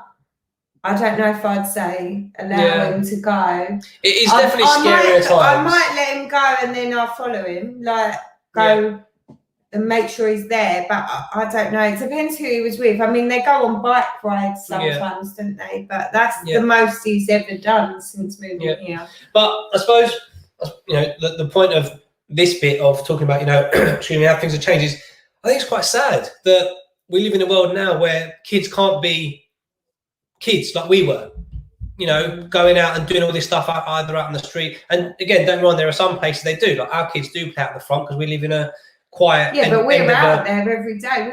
We're not. It's not like they were out the front. My mum used to be in the house watching TV, and we'd be out the front. Yeah, I'm out there with them if we're out the front. Yeah, or you are. So. Yeah, and that's the thing. And there are obviously plenty of people that live in quiet cul-de-sacs or end of a street or where. I trust all the neighbours here, but I still wouldn't leave them outside without on their own. there. It just wouldn't feel right. It's our responsibility, and there could be any delivery van driver or whatever that just flies around the corner, and that's it. Whatever. And I wasn't there. Again, back then there was no Amazon, so there were a lot less deliveries and things going on and all the rest of it. So you didn't have that worry of big lorries or whatever just flying around the corner because they've got a million deliveries to do a day. So yeah, the world has changed. It's very fast paced and. Well, my mum used to tell us to go and play with traffic. if we were naughty or bored, go and play with traffic, she'd say. And can you imagine saying that to them now? They would like. Yeah. It's just some of the things they said. Well, Gula agrees. My dad was the same, going out in big groups and who they were, wanting to know who you were. But that's the thing, right? So again, going back years, and I'm sure there are parents nowadays that do know the group of friends that their kids play with or go out with or whatever and stuff. But it's becoming less common because kids get mobile phones and get social media from such a young age. Like I've seen 8-year-olds with social media. 8-year-olds with social media. And I'm not talking about, using a family one or, like Lucia does, joins us through her mum's Facebook and stuff, but actually has their own profile and has their own phone. And at 7 and 8 and 9 and 10 and 11, you're far too young to even know what this sort of stuff is, in my opinion. That's only my opinion. But they have their own interactions and there's no kind of involving the parents. So the kids make their own plans.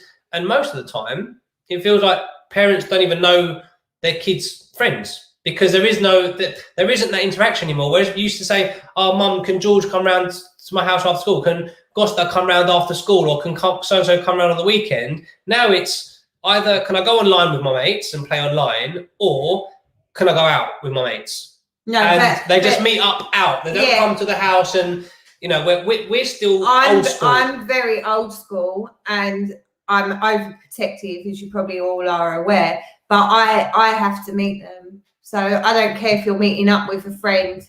I want to meet this kid before. And I try to meet the parents. Obviously, it's a bit harder, but yeah, I mean, Kai's best friend up here, I'm really good friends with his mum now. Really, really good friends. Yeah. So. Yeah, well, that's it. So. Obviously, sticking with this, Mike says, we had a field behind my parents' house. So as soon as we heard one of our parents call our name, we knew it was time to go home. Yeah, love the field. Yeah, and do you know what? I'm going to put a Greek spin on it. That's the, it's where the Greek loudness comes from, right? It's where it comes in handy, right? So you just come out, stand out by your front door and say, and it would just travel all the way through the streets, down the street, through the fields, and you would hear it, right? So you would say, that's my dad, I'm going. So that's whenever people say, why are you Greeks so loud? Is say, well, it's because we're there to look after each other. So if I'm loud, you can hear me, and I can call you if I need trouble, if you're in trouble. Andrea had a field 2. Nick says here. Which one? This one. Right. So Nick says, Ella Sam, all these risks have always existed. It's just that technology enables us to be more informed of all the crap stuff. Yeah, this is true. And obviously I can track his phone and do stuff like that. But I don't know. I still don't like it. I'm very I like them close, and I guess I'm probably restricting them a little bit. But I mean, don't get me wrong, I'll let them go for a bike ride, but they have to be home at a certain time. Like I had to be home, they have to be home, and then I mean, listen, there's an element of trust and everything, but to kind of not disagree with your point, because I get, obviously there's always been risk, right? There's always been, you know, abductions and murders and all the rest of it that's, you know, happens in the world. Yes, there's obviously a lot more media and a lot more that gets captured on phones and all the rest of it. However, just picking up on delivery drivers, like I said a few minutes ago, you know, playing outside your street, back in the day, there was no Amazon. Yes, you know, there probably wasn't even online ordering back in our parents' day when we were kids. So actually, if you wanted something, you had to go to the shop and buy it. So you think of how many things you order online. You think how many things get delivered to either you or your neighbours in a week, and think how many delivery drivers come round that corner. Again, I'm kind of picturing we live at the end of a close kind of thing. So there's only 4 houses that kind of go past our house. But even still, the amount of lorry drivers or delivery drivers, Amazon drivers, post office deliveries, DHL, all those kind of things that come in 1 week, and just think, if my kids are outside playing and one of these delivery drivers doesn't realise that the kids are outside playing, and they just kind of come around that corner, and my kid's going across, or they're going this way and my kid's going this way on their bike, you know, they might not be speeding, but my kid might be speeding on the bike. So that's one thing. That's one aspect that obviously has changed over the last, say, 20, 30 years at least, that has added a little bit more risk. Yeah, but also back to that subject is, like I said before, if I was in a different close and our parents would communicate. Now, not many parents know the other parents, especially at secondary school age. You don't know the parents, you've not met them, you've not grown up with them. We used to have barbecues with our neighbours and with our friends, and, you know, you could always count on, oh, I'm just popping to the hospital, or I'm just doing this, or I'm just doing that. Now, you don't really have those relationships with those people anymore. Yeah. So Angie says, I would be scared to let my kids go out now. And yeah, I agree. I mean, again, when I say let them go out, they're not locked up. Thinking what I used to do, go out on my bike for hours on end after school from, say, 3:30 till 6:30 in kind of spring, summertime, you know, sometimes even 7 o'clock. For me to, for example, know that Kai, you know, or even Kristen or Alicia when they're a bit older, to know that they're out for 4 hours, 3-4 hours on their own, God knows where, on their bikes. Again, with all the stuff you see in here and all the rest of it, I just don't know. I'd say go for a bike ride, go for an hour, go into town and come back, or whatever. I'll take them to the park and I'll spend 3-4 hours at the park with them. But I'm there with them. And the thing for me, I've always been the same. If it happens on my watch, then there's no one else to blame. If someone else has them, then obviously, you know, and I would rather just be there. Yeah, you know, definitely. So Andrea says it really is a shame, and she's got a WhatsApp group with her neighbours, and she might try to connect the kids when they're allowed out. And you know what? That's a great idea, and it's, you know, things like this that we need to do. Obviously, the kids are bored. You know, all ages. You know, even us adults, we're all bored, right? We want to go out and socialise as soon as we can, and that's a great shout. You know, if you've got neighbours or friends from school. Group with my neighbours. Yeah. 2 of the girls. I've got a WhatsApp group, and we do chat, and, you know, if we need milk or if someone's ill, we chat a lot, especially about school stuff as well. We talk about like the kids' homework and stuff on our WhatsApp chat. Yeah. So Nick says, oh, that's another topic altogether, George. And I think that came up when we were talking about the whole times have changed, and, you know, kids now not being able to go out so much, or it's not safe and stuff. And yeah, you're right, it's a whole new conversation, but you know what, we've still got a bit of time for tonight, so we can obviously have that conversation. And I'm just going to read through a few more comments. Maria says, I wouldn't let Lucia go out now on her own, and no phone at her age either. And you know what, I think like with everything, and when my parents used to say this to me, I used to get so frustrated. Everything at the right time, everything at the right age. So when I was 14 and I wanted a mobile phone because everyone was getting a mobile phone, and my parents said, no, you're too young, you don't need a mobile, when you're old enough. Yeah, but all my friends have got one. At the time, you don't get it, right? And you think your parents are just being miserable, boring, uncool, all that stuff. But now that we're the parents, I totally get it, because again, touching on the mobile phones and social media and stuff, we did the same. So Andrea says on here that my daughter only got a phone when she started secondary school, and I really didn't want her to have Facebook and Insta, but due to lockdown, it was her way to stay connected. So had to, but it's monitored. Now, we've had experience with this as well. So we did exactly the same thing. We got Kai a phone just before he started secondary school. Again, a way of keeping in touch with him and, being able to make sure he was okay.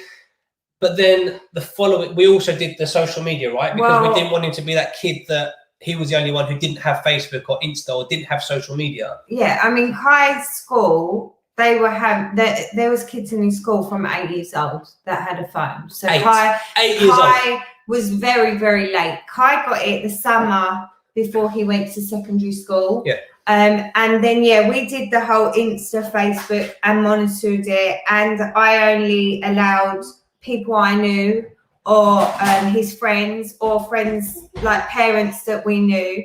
But we didn't have a very good time with social media. We took him off, and he's 14 at the end of this month, and he still hasn't got it. And I refused. And he asked for it during lockdown as well. All his mates on Insta or whatever, and wanted to again connect. But again, it's almost a case of when it's the right time. And that's not saying, obviously, Andrew, your daughter's not at the right age or it's not the right time for her. And that's, again, each parent's prerogative to give it to their kids whenever. Again, monitor it and what have you, because there's so much that goes on Insta. And in that 1 year, 18 months that Kai did have social media, the amount of stuff we saw that these kids do on social media and post and abuse and bully and everything else. And this isn't all on Kai kind of thing, just what we saw that people were doing to people at school or whatever. I mean, there's obviously that whole kind of people get bullied at school for whatever, the way they look, the way they dress, the way they whatever. But then with the power of social media, that then becomes 24/7 for that child. So the minute they leave school, that kid doesn't get a break, because they're then getting picked on in WhatsApp groups and social media groups or Insta, and then you block somebody on Insta and then they just create another account. There's no kind of regulation with social media, and the owners of Insta and Facebook and whatever, they don't stop people from having multiple accounts. So if they want to keep abusing you and keep bullying you, they just create a new profile under a new name and continue. And it's at that point of, at the right age of actually being mature. And we all did silly things at school, but now it's 24/7 because the kids have got it in their hand and have got it 24/7. Yeah, but also as adults, we would see comments from people, and then we'd get really annoyed with the comments from these people. And so I'd have phone calls from them saying, your brother, why are they saying that to that? Yeah. Or why is this? And my brothers or my mum would see something and be like, what's that? Why is that there? And it became such a headache that, I find it so much more peaceful without him having it, to be honest. And the truth is, if it wasn't for now with lockdown and keeping us busy and for supporting people, we've got a great community, thankfully, in Sooty FM. I don't know if I'd have social media out of choice. Obviously we do for work and we keep in touch, and I've got family in Australia, I've got family all over. So actually it's good for those reasons, but we're adults and we can actually monitor, do it the right way, I guess. Kids can't. Yeah. And again, obviously we've gone away from kind of the nostalgic stuff of how we kicked off the show, and now we're kind of talking more about, I suppose, current day and I suppose the difference between what kids have and haven't got in today. And Nick's saying it's going to be a red wine conversation, and he's getting the wine in, but I don't know, maybe it's Coke in a glass. So we'll keep the conversation going for a little bit longer. And you know, this is obviously it changed, and just to pick up on Andrew's point, you know, her daughter was one of the last two, but told her to trust that I knew, and she had issues initially with WhatsApp, but then understood. Now she's listened, and she agrees. It is so scary, and depends on the child, and it depends. It does depend on the child, and you know, your child might understand. When I say your child, not your specifically, Andrew, not just only on your child, but you know, your child at home may be the nicest person, the nicest kid, well brought up, well mannered, and the rest of it. And it's not necessarily your child you need to be worried about. It's the other kids out there, because they set up these groups on WhatsApp and say Instagram and Facebook. And I think, again, the youngsters can't have Facebook technically till they're like 18 or something, because it asks for a date of birth. But Insta you can. I don't think so. No, you can't. It's 16, I think. Anyway, but the point is that obviously they get to it, and then they start, and once they pick on you for something, it's relentless. And it's not just from what we've seen, experience, you know, other parents we know from schools and everything else. It's relentless, the amount of bullying, and even teachers. So when we've been into schools, both in London and here, like, online bullying is the #1 cause at the moment for, you know, depression in kids and teenagers, and depression and being singled out and being lonely and stuff at school, because kids don't forgive me if I say, please don't take this the wrong way, but the thing is, kids are not mature enough to know how to use social media properly. And when I say kids, I'm talking about kids of early secondary school age, even kind of going through that. I mean, listen, adults get offended by posts and things like that on social media. So if adults fall out over things on social media, what chance have kids got of knowing how to use it safely and, you know, without upsetting people and offending people? And again, don't forget, at that age, everyone's trying to be cool and the in person, right? So picking on someone and, you know, making everyone else laugh is the cool thing, and then people just kind of jump on it. So that's my opinion. Yeah, that's and opinion. Also the other thing that really made a difference was when I took it all away from Kai, I started to get conversations out of Kai again. It wasn't attached to his phone, and he drives me insane. And he's not perfect at all. Perfect point. But yeah, he's stuck on his phone 24/7. And Christos, since lockdown, he's talking to my godson every day. They're the same. They're just constant. And I just I mean, Alicia's just proved it. She's got an iPad right there. They're just stuck on this stuff, and it drives me insane. I'm like, I miss the days when you could just go and kick a ball in the garden. And this is the thing, right? So George has hit the nail on the head. Social media has made kids so unsociable. And I'll give you a perfect example. So as a DJ, obviously, I go out a party, I DJ, I see different groups of people, and I've DJed for parties before, you know, 18th, 16th, 21st, whatever. And at parties now, it's quite sad to see that, especially the kids, they don't know how to have fun. And when I say they, I'm not about every single child, you know, obviously there are kids that do know to have fun, but they're at a party, whether it be a wedding, a birthday, whatever. And I'm not talking about, you know, maybe the boring, if they're at their cousin's 18th birthday party and they're all 17 and there's a room full of 17, 18-year-olds, you know, yes, obviously there are a few family members, but they're at a party with all their friends and family, and they're all just sat down on their phones, and they'll sit in a group, they'll sit in a circle, sit around a table, and they're all like this, just texting each other. And they might I'll text it to you, and you're sitting right next to me and say, oh, did you get it? Did you see it? Oh. Yeah, did you see it? And we're at a party, and all we can do is, all we're interested in is being on social media. And then also, when they do get up to dance, if they get up to dance, all they're interested in is doing the videos and the Snapchat recordings and the Insta records. Like, it doesn't all need to go on social. Like, just go to a party and have a good time. And it's that point of being made being made unsociable. But it's not just, this isn't just the kids either. It's in concerts everywhere. Everywhere you go now, it's on your phone.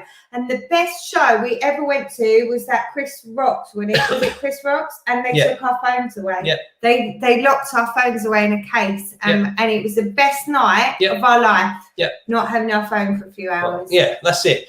And, you know, this is it. I mean, kids nowadays, they've got so much on social media, like TikTok, Insta, Facebook, Snapchat, Twitter. So they have ways to connect with each other.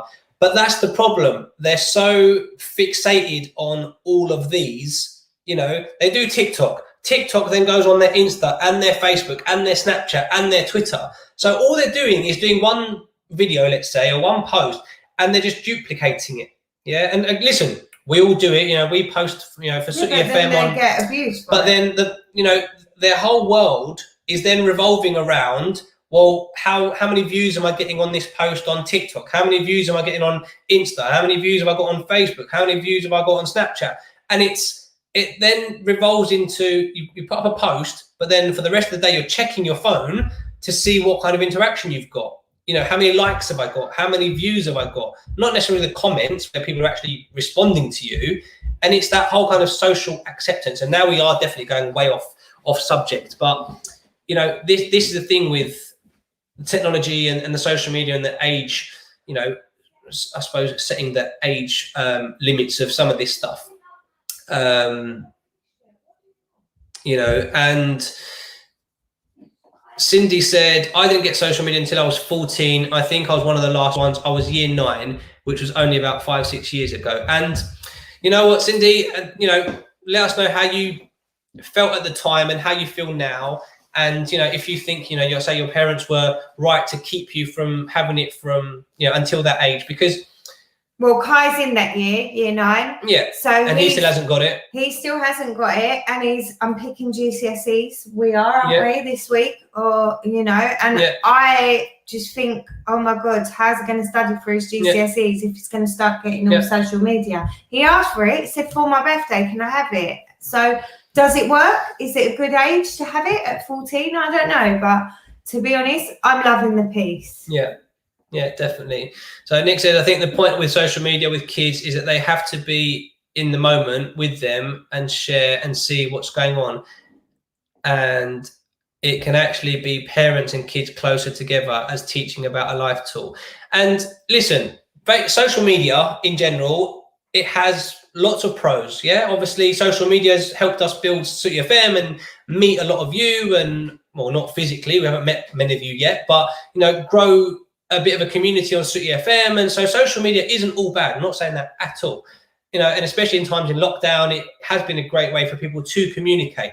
But there is a setting on your phone, and I don't know about Android or Samsung and whatever, but on iPhones, and you probably know where I'm going with this, but there is a setting in your settings, on your iPhone, in settings, there is a setting called screen time. I don't know if you can see it. Well, the light's too bright, but there you go. Screen time. Yeah, just down here. When you click on it, it tells you how much time you spent on your phone. You know, your daily average, etc. And then you can actually go into the content. So see all activities. So see what you've actually spent your time on. So I've spent 54 minutes today on Safari and 35 minutes on WhatsApp and 28 minutes on YouTube. But mine's off. Right? You can then go into a weekly view. Okay. So this week so far, it's only Tuesday, I spent 1 hour and 15 minutes on WhatsApp and 1 hour and 3 minutes on Safari and 46 minutes on Facebook. But I guarantee you, if you check, well, obviously if you check yours, but especially if you check your kids' settings, I know for a fact if I went and got Kai's phone now and checked his settings, YouTube, we're only on Tuesday, right? We're only on Tuesday. His amount of time spent on YouTube would probably be in double digits. Yeah, double digits on YouTube. I've spent 28 minutes on YouTube so far this week. He'd probably spend at least 10 hours across 2 days on YouTube or Spotify or whatever. So the point about teaching and understanding for us, or for, you know, in my opinion anyway, is that, like everything, in moderation, right? So too much of anything isn't good, and that's the same with technology. Too much technology can be damaging. Like now they're all playing. So they're playing. I think Eleanor's done a comment that Roblox. The little ones play Roblox. Kai plays with them, but again, they have their comments where they can't see any messages. Kai's set it so that they can't get messages to their games, so they're just playing the game rather than having messages. Kai, you said, he's probably been on YouTube a hell of a lot. He's got an obsession with, he just watches people play the video game. Instead of playing it himself, he'll watch someone play it.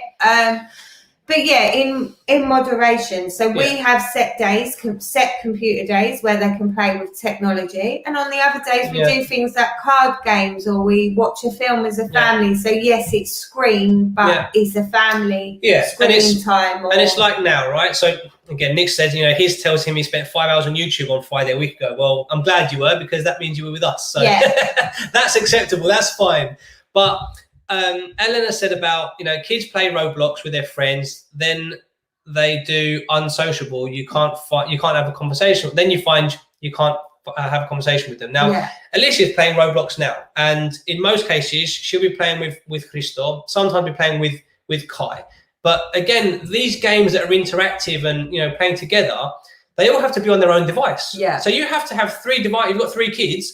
You've got to have 3 devices that they can all play the same game on. So Kai will be on his PC, or his laptop, should I say. Christo will be on the Xbox, and Alicia will be on the iPad. Now they're all playing and they're all interacting, but they're not actually interacting together and talking and playing and having fun together, because they're all like this. They're all sat next to each other. They're all sat next to each other. Device. So it would be like me and Blondie now doing this show like this. Yeah? What kind of fun is that? Whereas actually, at least we're talking to the same screen, and you guys are there and we're looking at you and all the rest of it. And totally agree. A lot of this online gaming and all the rest of it, even when your friends do come round, and say, oh, let's play Roblox. Well, you're not actually playing together, because you're sitting there, not even looking at each other or really talking to each other, because you're both staring at your own screen. I just don't get it. I don't get it. Again, when we used to play multiplayer on the SNES or the Mega Drive or whatever, you both got your controller, but you're both looking at the same screen. You're both kind of focused on the same game. See, I mean, the great thing about... Can I go and play with Mike? Yeah, if you want. I don't know what I'm coming. Bring it up when you come to Derby. So, Christo's got a Switch, so he plays on his Switch with my godson. And because my godson's got a Switch, they've got this whole, what do you call it? They've got basically where they go online and they play together FIFA. But it's one screen that we can see, but it's both their players, so each team. And so it is like they're playing on a multi-screen. Yeah. With with the Switch. So yes, I like the Switch, but like Sooty said, they all have to have their own devices. That puts strains on parents to make sure they've got the up-to-date stuff to go on and have like there's certain games like. Kai had a PlayStation, but all his mates had the Xbox, so he couldn't play with his friends on the Xbox because he had a PlayStation. So you had to then buy an Xbox so that he could play with his friends, and then the PlayStation's kind of wasted. Well, it's not, because obviously we've got 3 kids, but it's kind of all restricted, I think, and I find that really hard for parents that can't necessarily afford to have all these different tablets or laptops or... Well, that's it. That's it. Well, Cindy says social media can be toxic and addictive. It's competitive, how many followers you have, how many likes, etc. People tend to paint themselves picture perfect. It's what they choose to portray. It's not real. And that's what people forget. And this is the thing. So it's one second. The fakeness, you could say that, some of the pictures that you put up or whatever, oh, look at them, they're fake or whatever. But then if you know the people, then you know the true side. But there are some people that air their dirty laundry, right? That's not often. You don't see it often, Ed. But you see some people that make up they're the best, they're the most kindest people in the world, and you think, oh my God, are you serious? You, of all people, oh, so helpful, really? Like, you know, and there's other people that, you know. Look, it's like anything. It is fake. It's what you want people to see. Like anything, it's all good in moderation. Lots of people use social media for business. You know, I do. That's how we've, like I say, set up Sooty FM. There's lots of people that use social media to meet people and, you know, go into groups and whatever. And at the end of the day, yes, it can be superficial. There are, you know, in the world, there are lots of fake people that, as they say, paint themselves picture perfect and everything else. There are lots of people that, you know, as, for example, I don't know, a couple or a family or a whatever, brothers, sisters, mums, dads, whatever, you know, no one's perfect, right? So everyone has their bad day. So, you know, people argue, families argue, brothers and sisters argue and this and that and whatever. And the thing is, that doesn't get posted on social media, but the nice family day out that you have either the next day or the day before or whatever, that gets posted. So everyone's, oh, that's beautiful, this and that. So yeah, you're right. It's, you know, people put out what they want to do to show. Well, not for you, because right. I always show when I'm going to beat you up. That's and it. They know. But they know when I'm angry at you, or they know when I'm going to say, oi, bustles. So while we've been talking, we've actually had one of our listeners message in and say, can I call into the show? So yes, you can. And I'm going to invite or bring on to screen, audio only, our good friend George Malamas from out in Australia. So let's see if this works. George, can you hear us? Good morning from beautiful Melbourne. Good morning. How you doing for them? Are you okay? Yeah, I'm all right. How are you guys going? Yeah, we're doing all right. We're doing all right. Here, so I'm not like in your beautiful morning when it's freezing here.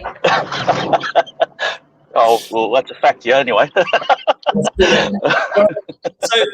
you're driving around, right? You're at work. You're driving around now. Yeah, on the road at the moment, mate. Yeah, so I thought I love the topic you guys brought up today because I've got 3 kids of my own. So I'm feeling the same with everyone else.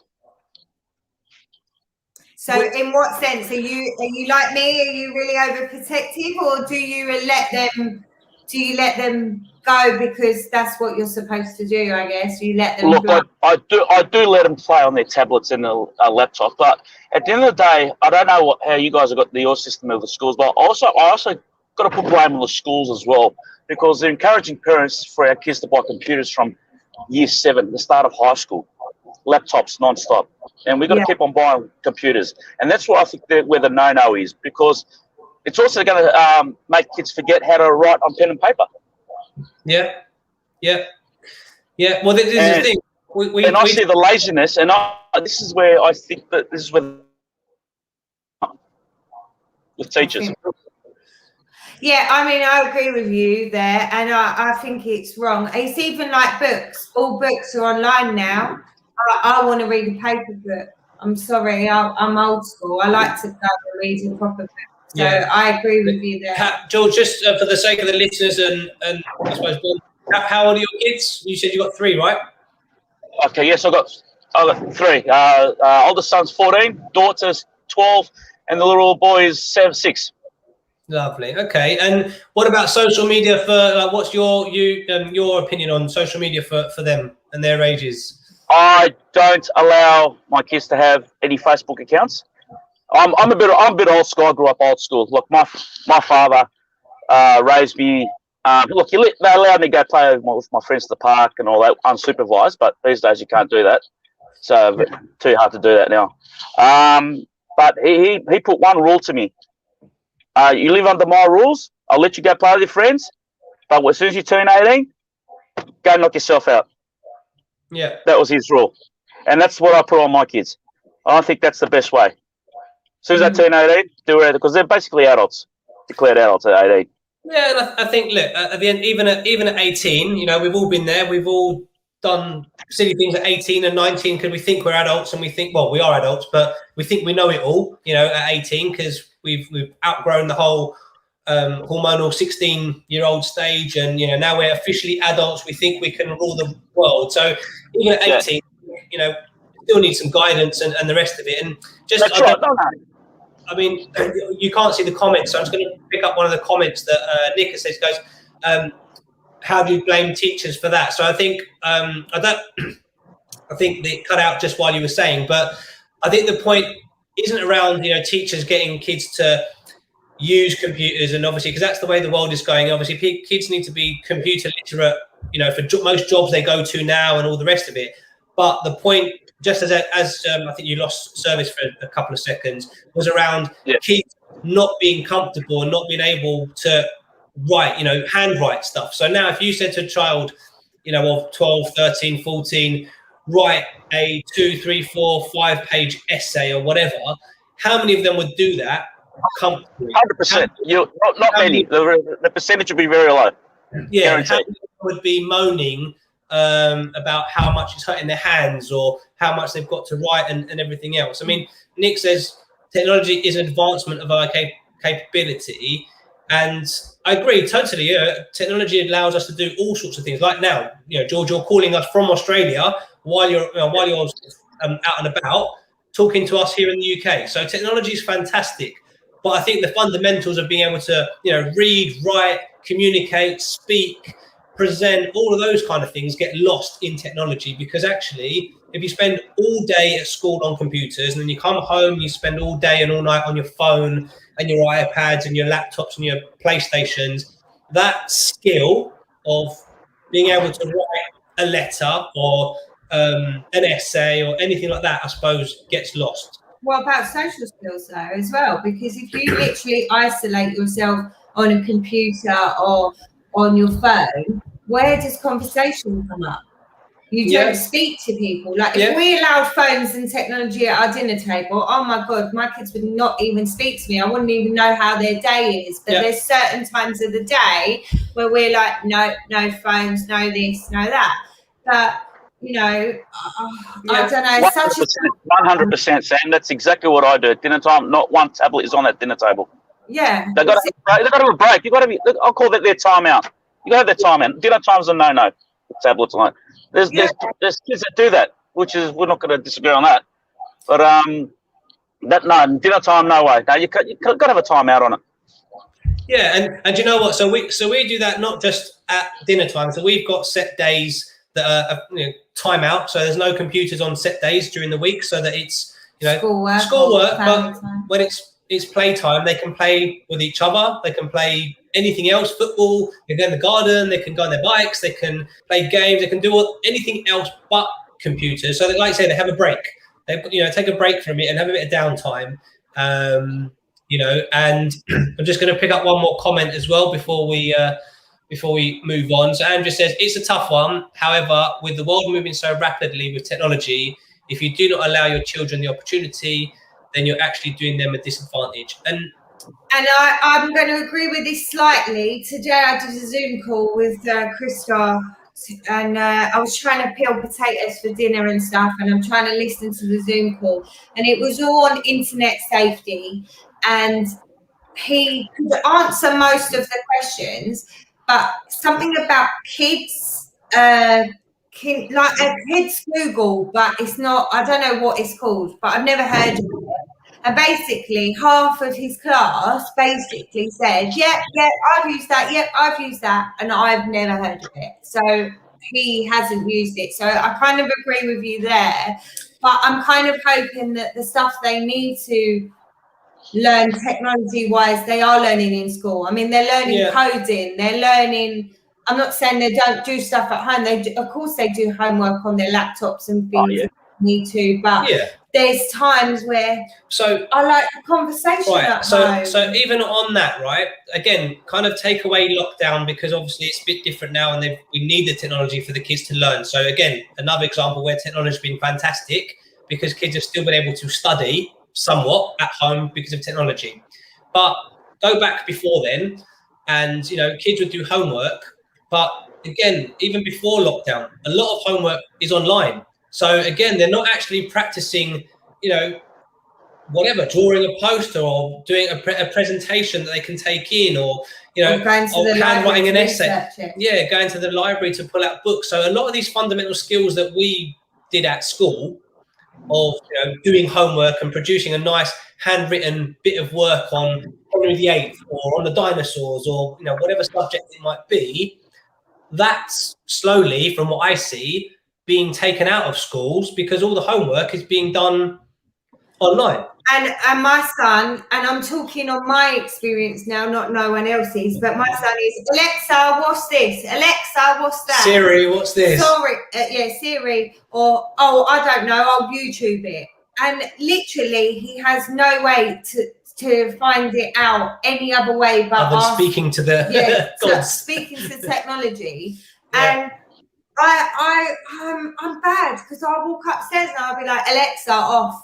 And then that's it. Or, and I say to him, what would you do if you can't, if, say, God forbid, the internet went out or the lights went out? How would you survive? Yeah. Like, I don't want him to be so reliant on technology, but of course I want him to know how it works. And all of that. I'll just bring it back on the point of technology and going back to schools. I took my kids to a certain school, which we pulled out because we weren't happy with the school on what their rules was. Their way of communicating with the teacher was only via email, not face to face. Yeah, see that. Yeah, things like that. That's what I'm talking about. This is where it's wrong. Now, if their school is encouraging that, of course, like say, what happens if the internet goes out? How are we going to communicate with the teachers if their policy is only via email? Yeah. No, and totally agree. And if teachers aren't even approachable to be spoken to face at school or whatever, then clearly there's a problem there. So Nick also says, remember how parents were always telling us too much TV would ruin us, yet here we are. I used to get that all the time.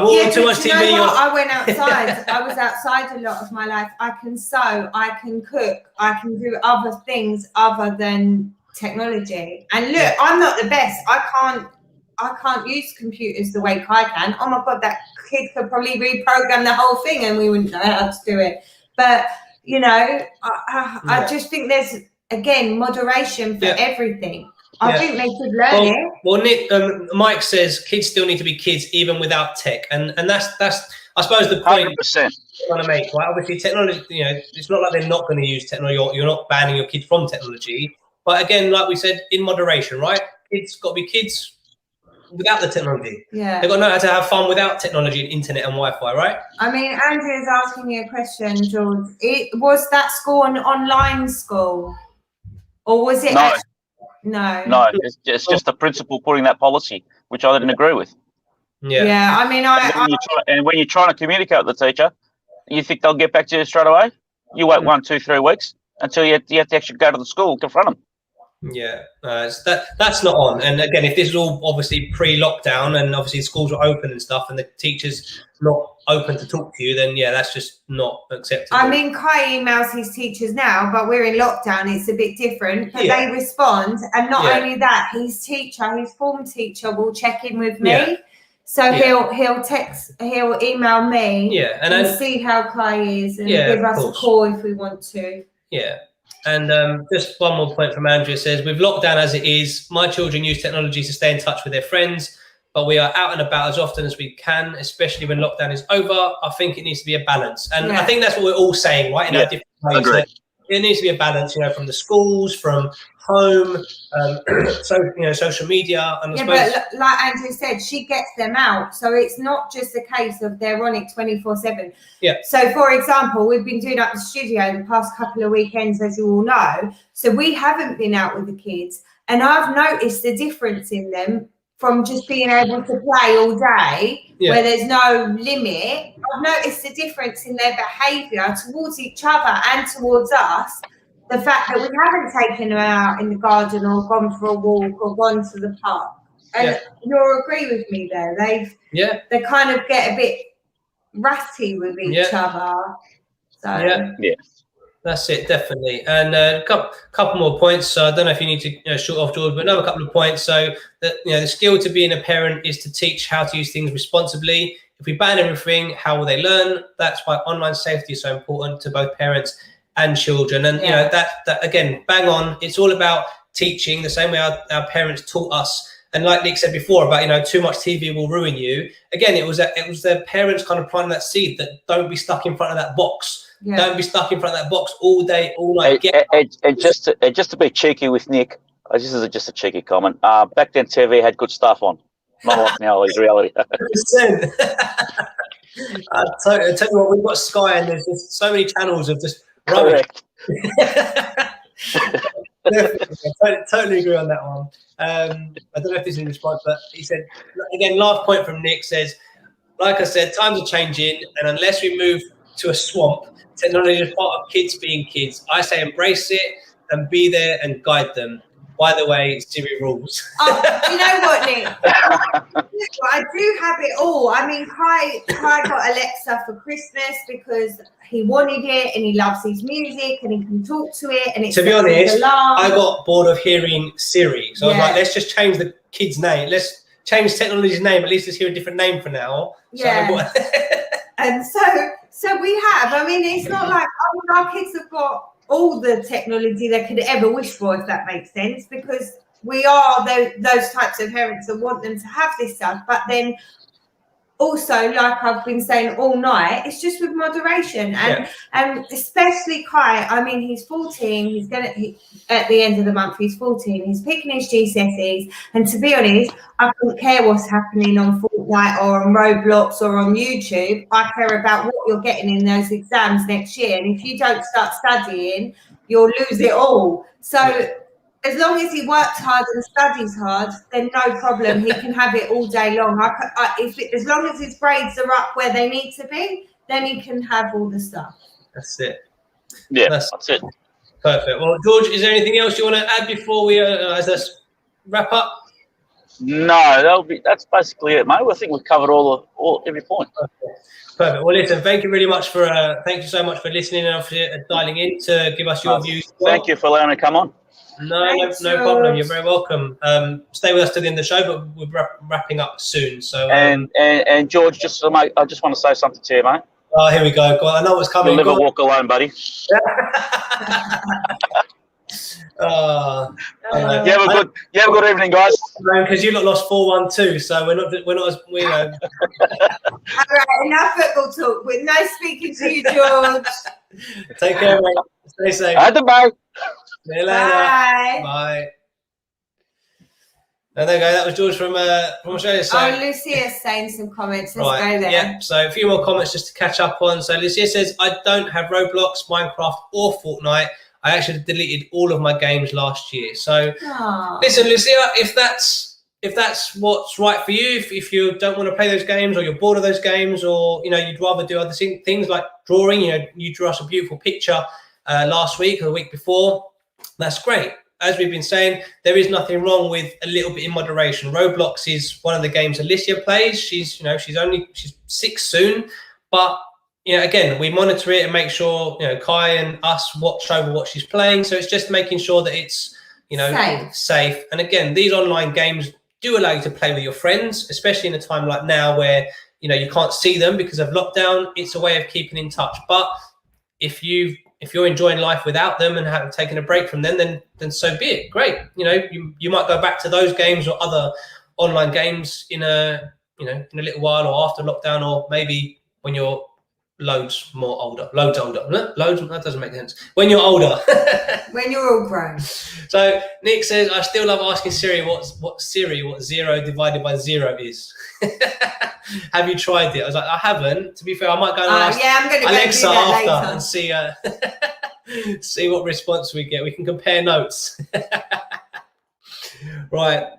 Cindy says, all I see on your story, Andre, is food and her Friday night dancing. Yeah, I think me and Andrew have got this new thing as well where we send each other food most days, just give each other some ideas, which is great. Again, look, we all do have things, social media, and we all do use it. I want my kids to be little for a bit longer.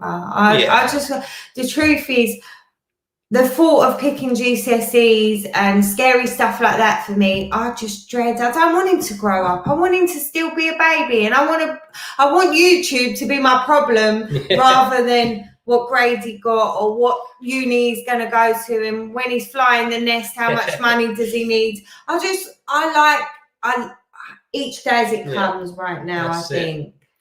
That's it. So just touching on George's point, Mike said, yeah, we have programs like the A-Team, Knight Rider, Airwolf, Street Hawk, and the Dukes of Hazzard, plus so much more on TV. Yeah. I don't know if I used to watch A-Team and Knight Rider. Can't say I've ever watched any of the others, but yeah, we had great programs. Keenan and Kel, Sister. We had so much of it. That's another completely different topic. You know, we can talk another 2 hours about TV we used to watch when we were kids. So I think that brings us nicely to the end of the show. We weren't sure if we were going to make the 2 hours this week, but clearly we've all had lots to reminisce about and talk through our childhood and our good memories. And obviously it's kind of developed then into kind of what today looks like and feels like for us as parents, looking back, and obviously what it looks like and what it feels like for our kids as well. Just to say, that's our opinion. It doesn't mean we're right. You do what's right for you guys. And I'm not putting pressure on anyone. I just like my children to have those breaks. That's my choice. But you don't have to do, you don't have to agree with the way that we do it. It's just, that's what we do. We like to do it our way and you guys do it your way. No one's right, no one's wrong. Yeah, that's it. So Nick says, bravo George, well done, and again thank you for coming on the show. George also says Leisure Suit Larry was a good game. Can't say I've ever heard of that. I might have to ask Alexa or Siri or Google that. So another use of technology coming in, but I'll have to check out what that is. So I've got no idea what you're talking about. And Lucia says, I only go online to call my friends and sometimes look for drawing inspiration. And that's, again, lovely use of technology as well. So I want to say a very, very big thank you to everyone. Nick wants to thank everyone, including God, that there was no reminiscing about ABBA today. I suppose we didn't really talk about music. We did a little bit right at the start about what was the first cassette people bought when they were, or the first one they remember buying, but no one mentioned ABBA. So yeah, you've just mentioned it. So well done, George. Thanks. Well done, Nick. Thank you. Yeah. But yeah, it's time to say goodnight. Stay safe wherever you are, whatever you're doing. Please stay safe, stay strong, and stay positive, as we always say here on the show. And don't forget to subscribe to this channel on YouTube. It will be the only place you can see our lives on Fridays going forward. So make sure you are subscribed to the channel, because it's the only place we can do our continued party 3, 4, or however many hours we do uninterrupted. So please make sure you subscribe to the channel. Any thoughts, any feedback on tonight's show, please get them across to us. We love hearing your feedback after the show. Love what you thought of the show, of the topic. And of course, if there's anything else that you'd like us to cover on these Tuesday shows, please do get in touch. Let us know, give us some more ideas and some more inspiration. We've definitely been talking about the exercise suggestion that you guys all put through, and stay tuned. We might have something fun and interesting coming soon. So I suppose just to wrap things off, Mike says all things in life should be taken in moderation. I think that's what we're kind of saying, especially with the kind of last part of the show. But thank you to everyone. Thank you, Penny. Thank you to everyone. Don't forget to ask Siri what 0 divided by 0 I will. is. I'll do it in a minute. And thank you all. It's been a pleasure seeing and speaking to all of you. But for now, good night. God bless. Stay safe. Stay strong. Stay positive. And we'll see you again on Friday. From all of us here at Sooty FM, Kalinikta. Night, guys. Bye.